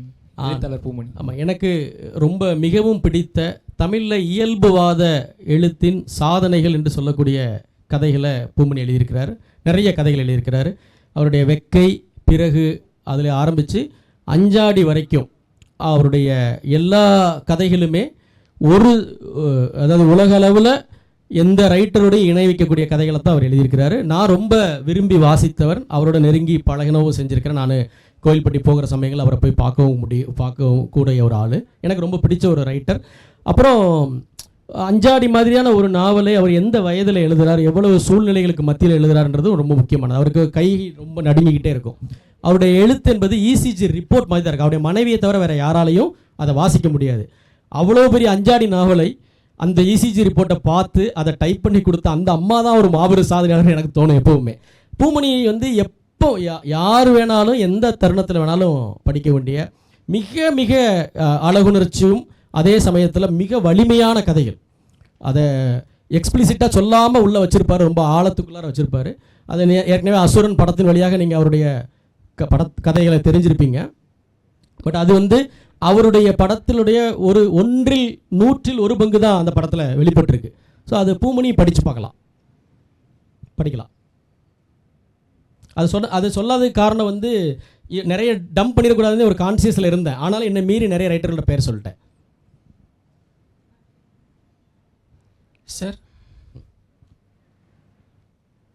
சார் இது அதே மாதிரி இந்த சாய்வு நாற்காலி, கடலோர கிராமத்தின் கதை, இந்த மாதிரி தோப்பில் முகமது மீரானுடைய நாவல்கள். ஆமாம், அதுவும் அவை இஸ்லாமிய சமூகத்தினுடைய வாழ்க்கையை தமிழில் நிறைய பேர் எழுதியிருக்காங்க. இப்பவும் தொடர்ச்சியாக வருது. அவை அனைத்துமே நல்ல நல்ல கலை சாதனைகளும் அதில் நிறைய நடந்திருக்கு. நான் விரும்பி படிச்சிருக்கேன். அதே மாதிரி ஒரு கரித்துண்டுன்னு ஒரு நாவல் மூவோடது ரொம்ப காலத்துக்கு முன்னாடி படிச்சேன். மூ வரதராஜன் வந்து அதனுடைய அந்த தாக்கங்கள் வந்து அப்படியே இருக்கும், அந்த இது அப்படியே ஞாபகப்படுத்துகிற மாதிரி இருக்கும். ஆமாம், பொதுவாக இந்த மாதிரி சபையில் அந்த மாதிரி புத்தகங்கள்லாம் சொன்னால் வயசை கண்டுபிடிச்சிருவாங்க அப்படிங்கிற ஒரு ஆபத்து இருக்குது. எங்கள் அப்பாவுக்கு கரித்துண்டு ரொம்ப பிடிக்கும். கல்லோ காவியம் மூலம் அந்த காலகட்டத்தில் மூவாவால் எழுதப்பட்டது. அதுலேயும் குறிப்பாக அதில் ஒரு நேபாளி வந்து அந்த ஏரியாவை ஃபுல்லாக காவல் காத்துட்டு அதுக்கான பணத்தை பெறுவதற்கு எவ்வளவு தூரம் வளைஞ்சு குலைஞ்சு நெளிஞ்சு தயங்கி வந்து கேட்குறான்ற ஒரு பிக்சர் வந்து எங்கள் அப்பா அடிக்கடி சொல்லுவார். ரொம்ப டச்சிங்காக இருக்குன்னு சொல்லி. தேங்க்யூ. இப்போ அந்த அழியா சுடர்கள் அப்படின்னு சொல்லி ஒரு ஃப்ரீ வெப்சைட் சொன்னீங்க இல்லையா? ஆமாம், தளம். அது மாதிரி நிறைய ஆப்ஸ் கூட இருக்குதுன்னு நினைக்கிறேன். அதான் அது நான் அது சொன்னது கடைசியாக சொன்னது, அது வந்து ஒரு பெட்டு மாதிரி தான். எதுவுமே முடியலன்னா அதை வச்சுக்கோங்கன்னு சொல்கிறது. அப்படி நிறைய சைட்டுகள் இருக்குது. பட் அது இருக்கிறதுலையே இது வந்து ஒரு மோர் கியூரேட்டட் பேஜுங்கிறதுனால இதை ரெக்கமெண்ட் பண்ணேங்க. அது மாதிரி நம்ம வந்து தொடர்ந்து படித்து கொண்டும் இருக்கணும், குறிப்புகளும் எடுக்கணும், ஜேர்னல்ஸு சம்மரி இதெல்லாம் எழுதி கொண்டு இருக்கணும். அப்படிங்கிறதுக்காக வேண்டி இந்த வாசிப்பு குழுமம் நிறைய வந்து முகநூலில் இருக்குது. நம்ம அதில் கூட நம்ம எழுதலாம் அப்படிங்கிற ஒரு நம்ம மாணவர்களுக்கு வந்து அது ஒரு வாய்ப்பாக அமையலாம். அது ஆக்சுவலாக அது வந்து ரொம்ப ஒரு பெரிய பிரச்சனை என்னென்னா, ஒரு ரியல் குழுக்கள் இருக்குது. இப்போ உதாரணமாக கோயம்புத்தூரில் சொல்முகம் அப்படின்னு சொல்லிட்டு ஒரு ரீடிங் கிளப் இருக்குது. உலகத்திலே மிக தீவிரமாக இயங்கிக்கிட்டு இருக்கிற ரீடிங் கிளப்ஸ்னு பார்த்தீங்கன்னா அதில் ஒன்றாக அது இருக்கும். ஏன்னா அந்த ரீடிங் கிளப் வந்து ஒரு மாதத்திற்கு 2 பெரு நாவல்களை படிச்சுட்டு வந்து விவாதம் பண்ணணும். படிக்கலைன்னா வர வேண்டியதில்லை. படிக்காமல் வந்தாங்கன்னா நீங்கள் கிளம்புங்கன்னு சொல்லி அனுப்பிச்சிடுவாங்க. அது ரொம்ப சீரியஸான ஒரு ரீடிங் கிளப்பு. ரொம்ப சீரியஸாக ஒரு 80 பேர் 85 பேர் மாதத்திற்கு ஒரு முறை கூடி ஒரு சர்வதேச நாவல், ஒரு இந்திய நாவல், அதுதான் அவங்களோடது. இந்த மாதிரி ஆஃப்லைன் ரீடிங் இருக்கு இல்லையா, இது ஒரு இப்போ நான் சொல்லலைன்னா இந்த சொல்முகம்ங்கிற பேரே உங்கள் யாருக்கும் தெரியாது. அண்ணா நகர் ரீட்ஸ் நம்ம சொன்னோம், சென்னை ரீட்ஸ் சொன்னதெல்லாம் நாங்கள் சொன்னாலும் தெரியாது. ஆனால் இந்த ப்ரிட்டன்ஷியஸ் ரீடிங் ஒன்று இருக்குது சோஷியல் மீடியாவில். அதுக்கு புக்கை ரேப்பரை சேவ் பண்ணி ரேப்பரோட பேக் சைடில் என்ன கண்டென்ட் இருக்கோ அதை சேவ் பண்ணி அந்த குரூப்பில் போட்டால் போதும். அது எழுதப்பட்டதா, வாசிக்கப்பட்டுச்சா, அதில் அவனுக்கு என்ன கிடச்சிது, அதை எழுதாமல் அதோடைய கதை சுருக்கத்தை எழுதுவாங்க. சினிமா விமர்சனம்ன்ற பேரில் சினிமா கதை சுருக்கம் எழுதுகிற மாதிரி ஒரு நிறைய ப்ரிட்டன்ஷியஸ் ரீடிங் குரூப் ஃபேஸ்புக்கில் ரொம்ப ஆக்டிவாக இருக்குது. அது தேவையில்லைன்னு நான் நினைக்கிறேன். இவங்க ஆஃப்லைனில் ஒருத்தருக்கு ஒருத்தர் நேரில் சந்தித்து புத்தகத்தை பற்றி பேசுகிறதுக்கு இணையாக அது மாறாதுன்னு தோணுது எனக்கு. ஓகே சார், நன்றி. வேற இளைஞர்களுக்கு கேள்விகள் இருந்தால் ஐயா வணக்கங்க. ஆமாம், இல்லை, இந்த செல்வேந்திரன் இப்போ சொன்ன விஷயத்தை வந்து நான் ரொம்ப முக்கியமான ஒரு விஷயமா நினைக்கிறேன். ஏன்னு கேட்டிங்கன்னா, நீ எதை எழுதினாலும் நாங்கள் பப்ளிஷ் பண்ணுவோம், எதை எழுதினாலும் லைக் பண்ணுவோம், எதை எழுதினாலும் நாங்கள் கொண்டாடுவோம். உண்மையில் நான் நினச்சி பார்க்குறேன், என்னுடைய எங்கேஜில் அன்னைக்கு சீனியர் ரைட்டர்ஸாக இருந்தவங்கக்கிட்ட ஒரு சின்ன அங்கீகாரம் வாங்குறதுக்காக அவங்கக்கிட்ட 10 வருஷம் செருப்படி வாங்கின அனுபவங்கள்லாம் இருக்குது. உனக்கு எழுத தெரியாதுன்னு சொல்லிகிட்டே இருப்பாங்க. பிடிவாதமாக அவங்க உட்காந்து அவனுக்கு எழுதி காட்டுறேன்னு சொல்லி அது போராடிட்டே இருந்திருக்கும். இது எதுக்குன்னு கேட்டேன்னா, இந்த குரூப்ஸ், இந்த சோஷியல் மீடியா வந்து இதில் ஒரு பெரிய பிரச்சனை. எல்லாத்துக்கும் எழுதுறதுக்கு வாய்ப்பு கொடுத்தது. ஆனால் நம்ம எழுதுறது எழுத்து தானா? இப்போ புதுமைப்பித்தன் கேட்பார்ல, வாழ்வதாக சொல்கிறோம் உண்மையில் வாழ்கிறோமான்ட்டு. எழுதுறதா சொல்கிறோம், உண்மையிலேயே எழுதுகிறோமா அப்படிங்கிற ஒரு கேள்வி நமக்கு வருது. அப்போது யாராவது நம்மளை வந்து நெறிப்படுத்தணும். மொழின்னா என்ன, இலக்கியம்னா என்ன, படைப்புனா என்னென்ன. நமக்கு அது பப்ளிஷ் ஆனவுடனே இப்போ சில பேர்லாம் வந்து பார்த்திங்கன்னா ரொம்ப எங்கேஜ்லேயே புக்கு பப்ளிஷ் பண்ணுறாங்க. தப்பு இல்லை. இப்போ ஒரு காலேஜில் படிச்சுட்டு இருக்கையில் அவங்களே இந்த பிஓடியில் புக்கு போடுவாங்க, அந்த சர்க்கிளில் டிஸ்ட்ரிபியூட் பண்ணுவாங்க. ஆனால் தமிழில் 2000 வருஷமாக வந்து கவிதை எழுதுகிறோம், ஒரு 100-150 வருஷமாக கதை எழுதுகிறோம்.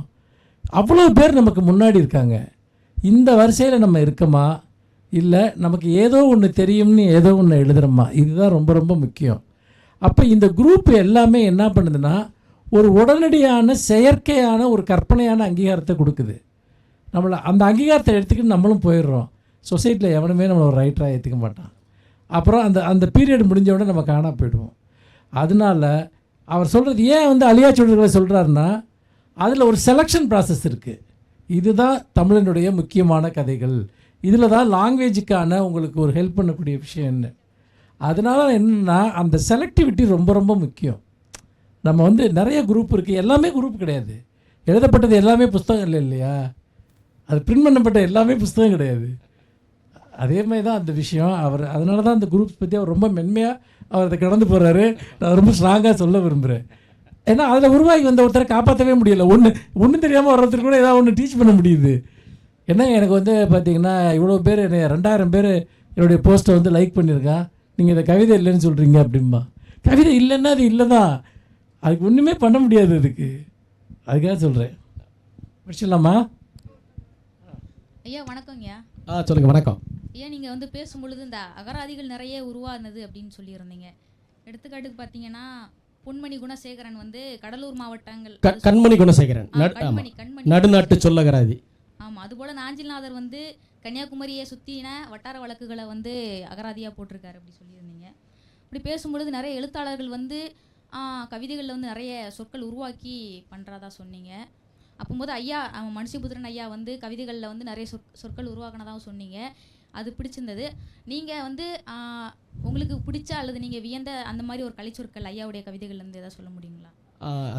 அம்பரத்துணின்னு சொன்னீங்கல்ல, அப்போ வந்து அம்பரத்துணி அப்படின்றது வீரர்கள் வந்து அம்பு எய்யக்கூடிய அந்த அம்புகளை வைக்கக்கூடிய கூடை அப்படின்னு சொன்னீங்க. அது போல் ஏதாட்டும் ஒரு நல்ல ஒரு சிறப்பான சொற்கள்? அது அந்த மாதிரி வினோதமான சொற்சேர்க்கைகள் இருக்குல்ல, அது எனக்கு ரொம்ப பிரியம் உண்டு. நான் அதை எப்போவுமே நான் தனியாக ஒரு ஃபோல்டரில் அதை கலெக்ட் பண்ணுறது உண்டு.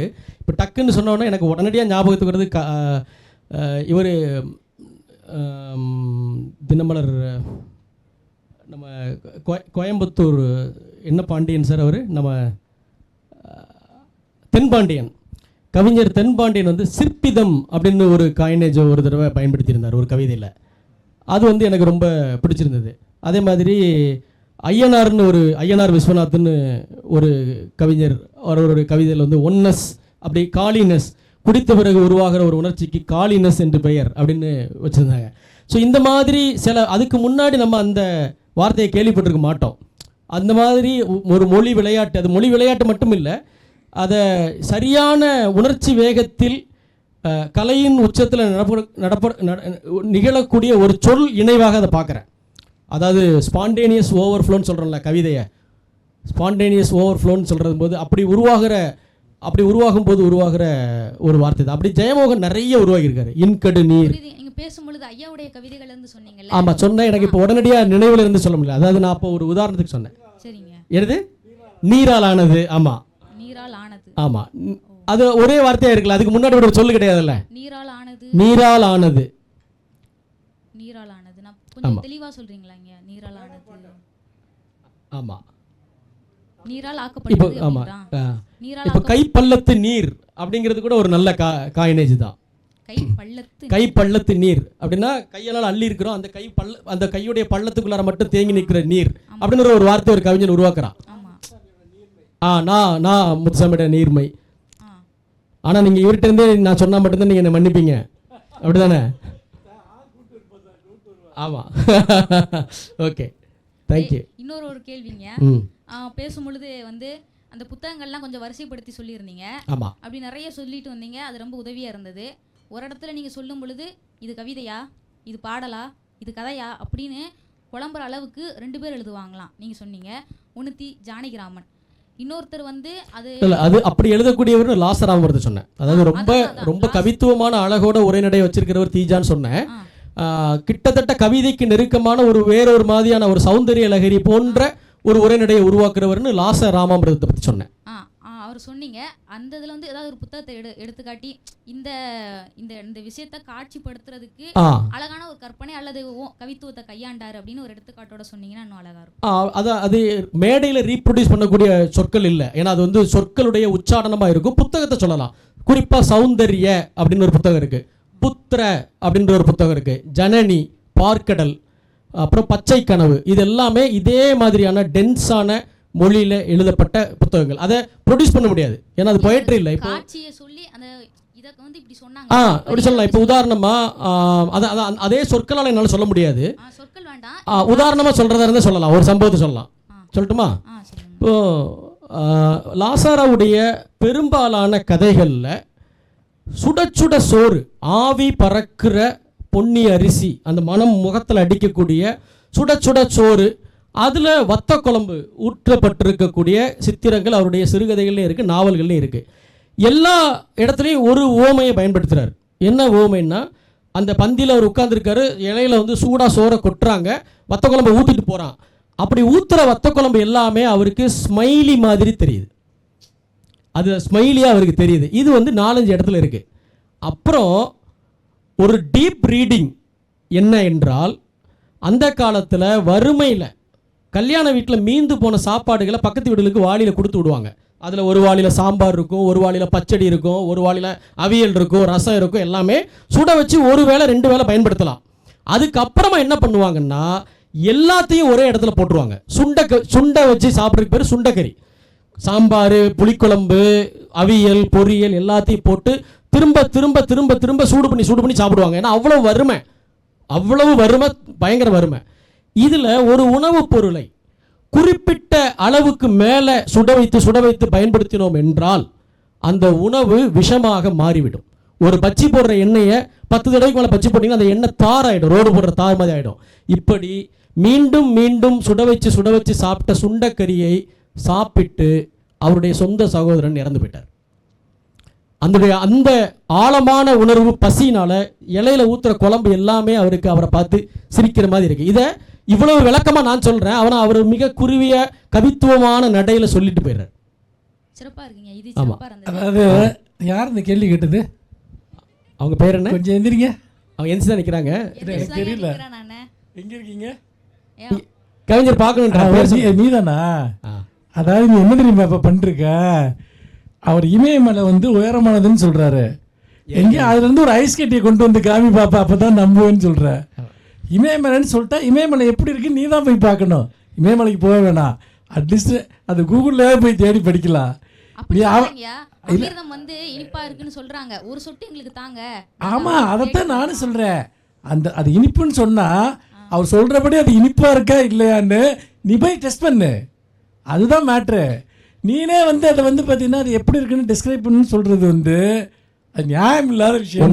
இன்னொன்று, எனக்கு அமிர்தமா இருக்கிறது உங்களுக்கு அமிர்தமா இருக்குன்னு அவசியம் இல்லை. இப்போ உங்களுக்கு டயபெட்டிக் 220ன்னு வச்சுக்கோங்க, உங்களுக்கு டயபெட்டிக் இருக்குன்னு அது அமிர்தம் இல்லை, விஷமாயிடும். ஆகவே அதாவது நான் திரும்ப நான் இங்கே சொல்லும்போது வெவ்வேறு ஸ்கூல்ஸ் இருக்குது, வெவ்வேறு தாட் இருக்குது, வெவ்வேறு ரசனை இருக்குது. உங்கள் ரசனைக்கு ஒத்து வரக்கூடிய புத்தகங்களை படிங்கன்னு தான் நான் இங்கே சொல்கிறேன். இங்கே நான் சொன்ன ஸ்கூலில் சில பேருக்கு ஏற்பு இருக்காது. இப்போ நான் சாருநிவேதா பற்றி இங்கே சொன்ன கருத்துக்கள் இருக்குல்ல, அதை தமிழ்நாட்டில் ஒரு 10 பேர் தான் ஒத்துப்பான், மீதி யாரும் ஒத்துக்க மாட்டாங்க. அதெல்லாம் ஒரு ரைட்டரா ஒரு இலக்கியமான்னு தான் கேட்பாங்க. ஆனால் அது வேற ஒரு குரல், வேற ஒரு சிந்தனை பள்ளி அப்படிங்கிற ஒரு புரிதல் வேணும் தானே.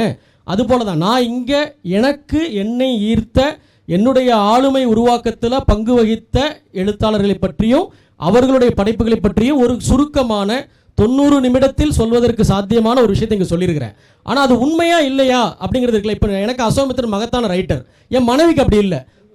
வாழ்நாள் முழுக்க ஒரே தோசை மாவில் சோசை சுட்டுவார் அவர் அப்படின்னு ஒரு கடுமையான விமர்சனத்தை வைப்பா. அதே மாதிரி சோபா சக்தி எனக்கும் அவருக்கும் உலக ரைட்டர். ஆனால் அவரை ஏற்றுக்காத ஆட்கள் இங்கே இருக்கிறாங்க. அவர் வந்து செவி வழி கதைகளை கேட்டு கதையை எழுதி விட்டு போயிடுவார் அப்படின்னு சொல்கிறவங்களும் இருப்பாங்க. அது இல்லை, ஒரு ரீடர் தன்னுடைய சொந்த ரசனையின் வழியாக அவன் தனக்கான ஒரு ஸ்கேலை உருவாக்கி கொண்டு தன்னுடைய தேர்வை வச்சுக்கிட்டு வாசிக்கணும். அதுலேயும் உங்களை போல இளைஞர்களுக்கு காலம் ரொம்ப குறைவு.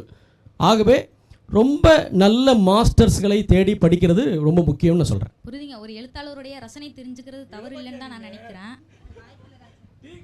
கடைசியா ஒரு கேள்விங்க. கடைசியா ஒரு கேள்வி. சொல்லுங்க. ஐயா, பேசும்பொழுது கவிதை அப்படின்னா இல்லாததை சொல்லணும் அப்படின்னு ஒரு இடத்துல சொல்லியிருந்தீங்க. புதுசா வந்து சொல்லணும், சொன்னதே சொல்லக்கூடாது. கலை என்றால் கவிதை, கலை என்றாலே அதனுடைய அடிப்படை, அது கவிதையோ கதையோ நாவலோ அதற்கு முன்பு இல்லாத ஒன்று. இப்போ கோவேறு கழுதைகள் எழுதப்பட்டுருச்சுல்ல, அதுக்கு முன்னாடி கிடையாது. அதுக்கு முன்னாடி இருக்கிற ஒன்று அப்படியே எழுதி வைக்கிறதுக்கு இமயம் சார் தேவையில்லை. இன்ஸ்பிரேஷன் ஒன்று இருக்குல்ல, இது மாதிரி இல்லை, இன்ஸ்பிரேஷன்றது வேற, போல செய்தல் திரும்ப செய்தல் மீள் உருவாக்கம் செய்யறதுன்றது வேற. பிரிதொன்றில்லாததை செய்யணுன்றது தான் கலை. எக்ஸ்க்ளூசிவிட்டின்றது இருக்குல்ல, அதுதான் சொன்னேன் நான். அதாவது நீங்க காப்பி அடிக்க கூடாது, இல்லாததை அப்படியே செய்யணும்ன்றீங்க. இல்ல, ஜெனரல் ட்ரூத்ஸ் பேசக்கூடாது. பொதுவான விஷயங்கள் இருக்குல்ல, பணக்காரர்கள் கொடியவர்கள், ஏழைகள் என்றாலே வாய்ப்பு மறுக்கப்பட்டவர்கள், இப்படி இந்த மாதிரி. அப்புறம் இந்த ஏரியாவில் இருந்து வட சென்னையிலிருந்து வருகிறவர்கள் அனைவரும் குற்றவாளிகள். இப்படி பொது புத்தியில் அவர்களுடைய விஷயத்தில் மண்டையில் ஊறி போயிருக்கிற விஷயத்தை அப்படியே பிரதிப்படுத்துறது இருக்குல்ல, அதுக்கு பேர் இல்லை கலை. கலை என்பது அது இல்லை. இந்த பொதுவான நம்பிக்கைகள், பொதுவான பிரச்சாரங்களுக்கு எதிரான ஒரு மாற்று செயல்பாடு தான் கலை. இது இல்லைப்பா, நீ பார்க்குறது இல்லை, இது வேற ஒன்று. இப்போ உதாரணமாக ஒரு சர்ச்சைக்குரிய விஷயத்தை பேசலாம்னு நினைக்கிறேன் நான். இன்றைக்கி காலையில் நான் வந்து எப்போதுமே என்னுடைய நண்பர்கள்கிட்ட, கிறிஸ்தவ நண்பர்கள்கிட்ட நான் வைக்கக்கூடிய ஒரு விமர்சனம் வந்து, இந்த போப் 12ஆம் போப் உலகப் போரில் 45 லட்சம் யூதர்களை ஹிட்லர் அழிக்கும் போது அதை கண்டித்து ஒரு வரி பேசாதவர், ஒரு வரி சொல்லாதவர், அந்த போரை நிறுத்த சொல்லி அமைதியை விரும்புகிற, சமாதானத்தை விரும்புகிற கூட ஒரு அறிக்கையை விடாதவர். ஆகவே எனக்கு எந்த போப்பாண்டவர்கள் மேலே எனக்கு வந்து பெரிய மரியாதை கிடையாது. நான் எப்போவுமே ஆர்கியூ பண்ணிகிட்டே இருப்பேன். அதுக்கு ஆதாரமாக நான் பெரிய பெரிய ஆங்கில நூல்களை வந்து எடுத்து அடுக்கிக்கிட்டே இருப்பேன். அவர் அப்படி தான் இருந்தார். அதுக்கு சில காரணம் இருந்தது. அவர் கம்யூனிஸ்டுகள் வென்றால் கிறிஸ்தவ மதம் அழிந்து விடும்னு அவர் உறுதியாக நம்பினார். அவர்களை கம்யூனிஸ்டுகளை கட்டுப்படுத்துறதுக்கு ஹிட்லர் போன்ற ஒரு ஆள் வேணும்னு அவர் உறுதியாக நம்பினார். அமைப்பு ரீதியாக இருக்கக்கூடிய மனிதர்கள் அந்த அமைப்பை காப்பாற்றுறதுக்கு தான் முடிவெடுப்பாங்க. இப்படியே நான் பேசிகிட்டே இருக்கும்போது இன்றைக்கி என்னுடைய நண்பன் சொன்னால், நீ இவ்வளோ பேசுகிறிய, உங்கள் நேதாஜி சுபாஷ் சந்திர போஸ் 2ஆம் உலகப் போரில் 45 லட்சம் யூதர்களை உயிரோட கொன்னவனுடைய உதவியோடு தான் தப்பிச்சு ஜெர்மனிக்கு போனார். அந்த யூத படுகொலை கண்டித்து ஒரு வார்த்தை பேசலை. 2வது, ஜப்பானியர்கள் நிகழ்த்தின படுகொலை, நான்யாங் படுகொலைகளை கண்ணால் பார்த்தார், கண்டித்து ஒரு வார்த்தை பேசலை அப்படின்னு அவர் கேட்கும்போது அப்போ தான் எனக்கு புரிய வருது, கரெக்டு, நாம் போப்பாண்டவருக்கு வைக்கிற ஸ்கேலை நேதாஜிக்கு வைக்கலை. அப்போ ரெண்டுக்கு இடையில நமக்குடைய பார்வை கோணத்தில் இவ்வளவு வித்தியாசம் இருக்குது. நம்ம நேதாஜி இந்திய விடுதலைக்காக போராட்டார், அது இன்னொரு கோணம் இருக்குது. போர்னால என்னென்னு தெரியாது, ஆயுதம்னால என்னென்னு தெரியாத ஒரு 45,000 பேருக்கு ஒரு உணர்ச்சியை உண்டு பண்ணி கொண்டு போய் போர் முனையில் நிப்பாட்டி அவ்வளோ பேரும் சுட்டு சாகிறதுக்கு காரணமானவர்ன்றதும் ஒரு விமர்சனம் இருக்குது. அப்போது இதே விமர்சனங்களை ஹிட்லர் வென்றிருந்தால் நம்ம வேறையாக வச்சுருப்போம். இப்போ ஹிட்லருடைய இனப்படுகொலை பற்றி பேசக்கூடிய நாம் 5 நிமிடத்தில் ஹிரோஷிமா நாகசாமியில் இதே அளவுக்கு மக்களை கொன்ற அமெரிக்கா பற்றி நம்ம இப்போ பேசலை. இப்போ தொடர்ந்து படங்கள் வந்துகிட்டே இருக்குது. 2ஆம் உலகப் போரில் நாஜிக்கள் செய்த கொடுமையை பற்றி நான் 100 படம் பார்த்துருக்கேன். அமெரிக்கர்கள் செய்த கொடுமையை பற்றி 2 படம் 3 படம் கூட வரல. என்ன, வென்றவன் வரலாறு, அவன் தோத்துட்டான், ஆகவே நம்ம இவ்வளோ விமர்சனங்கள் வருது, இவன் ஜெயிச்சிட்டான், இவனை பற்றி விமர்சனங்கள் வராமல் இருக்குது. இது எல்லாத்துக்கும் எதிரான மாற்று செயல்பாட்டுக்கு பேர் தான் கலை. ஹிட்லர் கொடுங்கோலன் அப்படின்னு எழுதிட்டு டொனால்ட் ட்ரம்ப் அமைதியின் தூதன், போரை நிறுத்திட்டார் அப்படின்னு சொல்லக்கூடாது. அந்த கேள்வியை எவன் எழுப்புறானோ அதுவரைக்கும் நம்பிக்கிட்டு இருந்த நம்பிக்கைக்கு எதிரான ஒரு விஷயத்தை சிருஷ்டிகரத்துடன் கலையம்சம் குறையாம என்றென்றைக்குமான ஒன்றாக மாற்றி படைக்கிறான் இல்லையா, அதுக்கு பேர் தான் படைப்பு கலை, அதற்கு பேர் தான் சிருஷ்டிகரம், அதற்கு பேர் தான் இலக்கியம் என்று நான் கருதுறேன். நன்றி. இதற்கு அப்புறமா நம்ம டீ குடிச்சிட்டு பேசுவோம் கண்டிப்பா. நான் உங்க குரலை மடக்கிறேன்னு நீங்க நினைக்கக்கூடாது. மற்றவங்க யாராவது கேள்வி இருந்தால் கேட்கலாம். இமயம் சார் காத்திருக்கிற அளவுக்கு நான் ரைட்டர் கிடையாது. சார் இருக்கும்போது நான் ஒரு பேச்சை கேட்க தான் காத்திருக்கிறேன். ஓகேங்க. சொல்லுங்க. வரலாற்று நாவல்கள் இப்போ எழுதுறாங்களா எழுதியிருக்காங்க. அது உண்மையான வரலாற்று தளத்தை எடுத்து அதில் சில கற்பனையை கலந்து எழுதுறாங்க. ஆனால் மக்கள் என்ன பண்ணுறாங்கன்னா அந்த முழு நாவலையுமே வரலாறு நம்புறாங்க. இப்போ பொன்னியின் செல்வன் எடுத்துக்கிட்டால் கூட முழு வரலாறு நம்புறாங்க. ஆனால் அது பெரும்பாலும் புனைவு இருக்குது. அது வந்து எழுத்தாளருக்கு அப்படி எழுதுறது சரிதானா? மக்கள் எப்படி அதை எடுத்துக்கிறது, புரிஞ்சுக்கிறது? இல்லை, புனைவாக எடுத்துக்கணும். இந்த மேடையிலேயே இதற்கு முன்பு ஒரு ஒரு உரையாடல் நடக்கும்போது மனுஷபுத்திரன் சார் இம்மீடியட்டாக உள்ள புகுந்து ஒரு பதில் சொன்னார். நான் ஃபிக்ஷனுக்கு இலக்கிய அந்தஸ்து ஏன் கிடைக்கல அப்படின்னு ஒரு கேள்வி கேட்கப்பட்டுச்சு. அதுக்கு முதல் அடிப்படை காரணமே அது புனைவு அல்ல. புனைவு அல்லாத ஒன்றுக்கு இலக்கிய அந்தஸ்து உலகத்தினுடைய எந்த மரபுலையும் கொடுக்கப்பட்டதில்லை. புனைவுன்னா என்ன? அது கதையாக இருக்கணும், அல்லது கவிதையாக இருக்கணும், அல்லது நாடகமாக இருக்கணும், அல்லது திரைக்கதையாக இருக்கணும், அல்லது நாவலாக இருக்கணும், சிறுகதையாக இருக்கணும். அது இல்லாமல் எழுதப்பட்ட எல்லாமே கட்டுரை தான். கட்டுரை அதற்கு உரிய இடத்தை தான் அடையுமே தவிர அதற்கு உரிய இலக்கிய அந்தஸ்து அடைய முடியாது. அதுபோலவே வரலாற்று நாவல்கள், அதில் நாவல்கள் என்று வந்துவிட்டால் அது புனைவு தான். ஹிஸ்டாரிசிசத்தையும் ஹிஸ்டாரிசிட்டியும் எடுத்துக்கொண்டு எழுத்தாளன் தன்னுடைய சொந்த கற்பனையும் அதில் போட்டு எழுதுறதுனால தான் அது நாவல். அதற்கு வரலாற்றினுடைய பின்னணி இருக்குது, பேக்ட்ராப் இருக்குன்றது மட்டும்தான் தகுதியை தவிர அதில் வரக்கூடிய எல்லாமே உண்மை என்று ஒருத்தன் நம்பினா அவனுக்கு மூடன் என்று பெயர். அதுக்கு வரலாற்று நூல்களை தான் அவன் படிக்கணும்.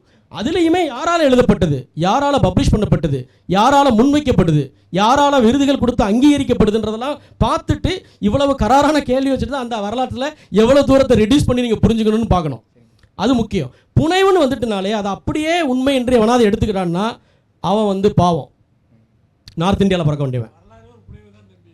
ஆமாம், புனைவுகளே வரலாறானது அல்லது வரலாறே புனைவுகளால் ஆனதுன்றது ஒரு ஃபேமஸான ஒரு விஷயந்தான். ஓகே, ஐயா, பெருமாள் முருகனோட கெட்ட வார்த்தை பேசுவோம் அது போன்ற நாவல்களை இளம் எழுத்தாளர்கள் அது போன்ற பின்பற்றுவதை பற்றி நீங்கள் என்ன நினைக்கிறீங்க? அது நாவல் இல்லை, அது நாவல் இல்லை. நான் அந்த புஸ்தகத்தை படிக்கல, ஆனாலும் கெட்ட வார்த்தை நல்ல வார்த்தைன்னு எதுவும் கிடையாதுங்கிற நம்பிக்கையை சேர்ந்தவன் நான்.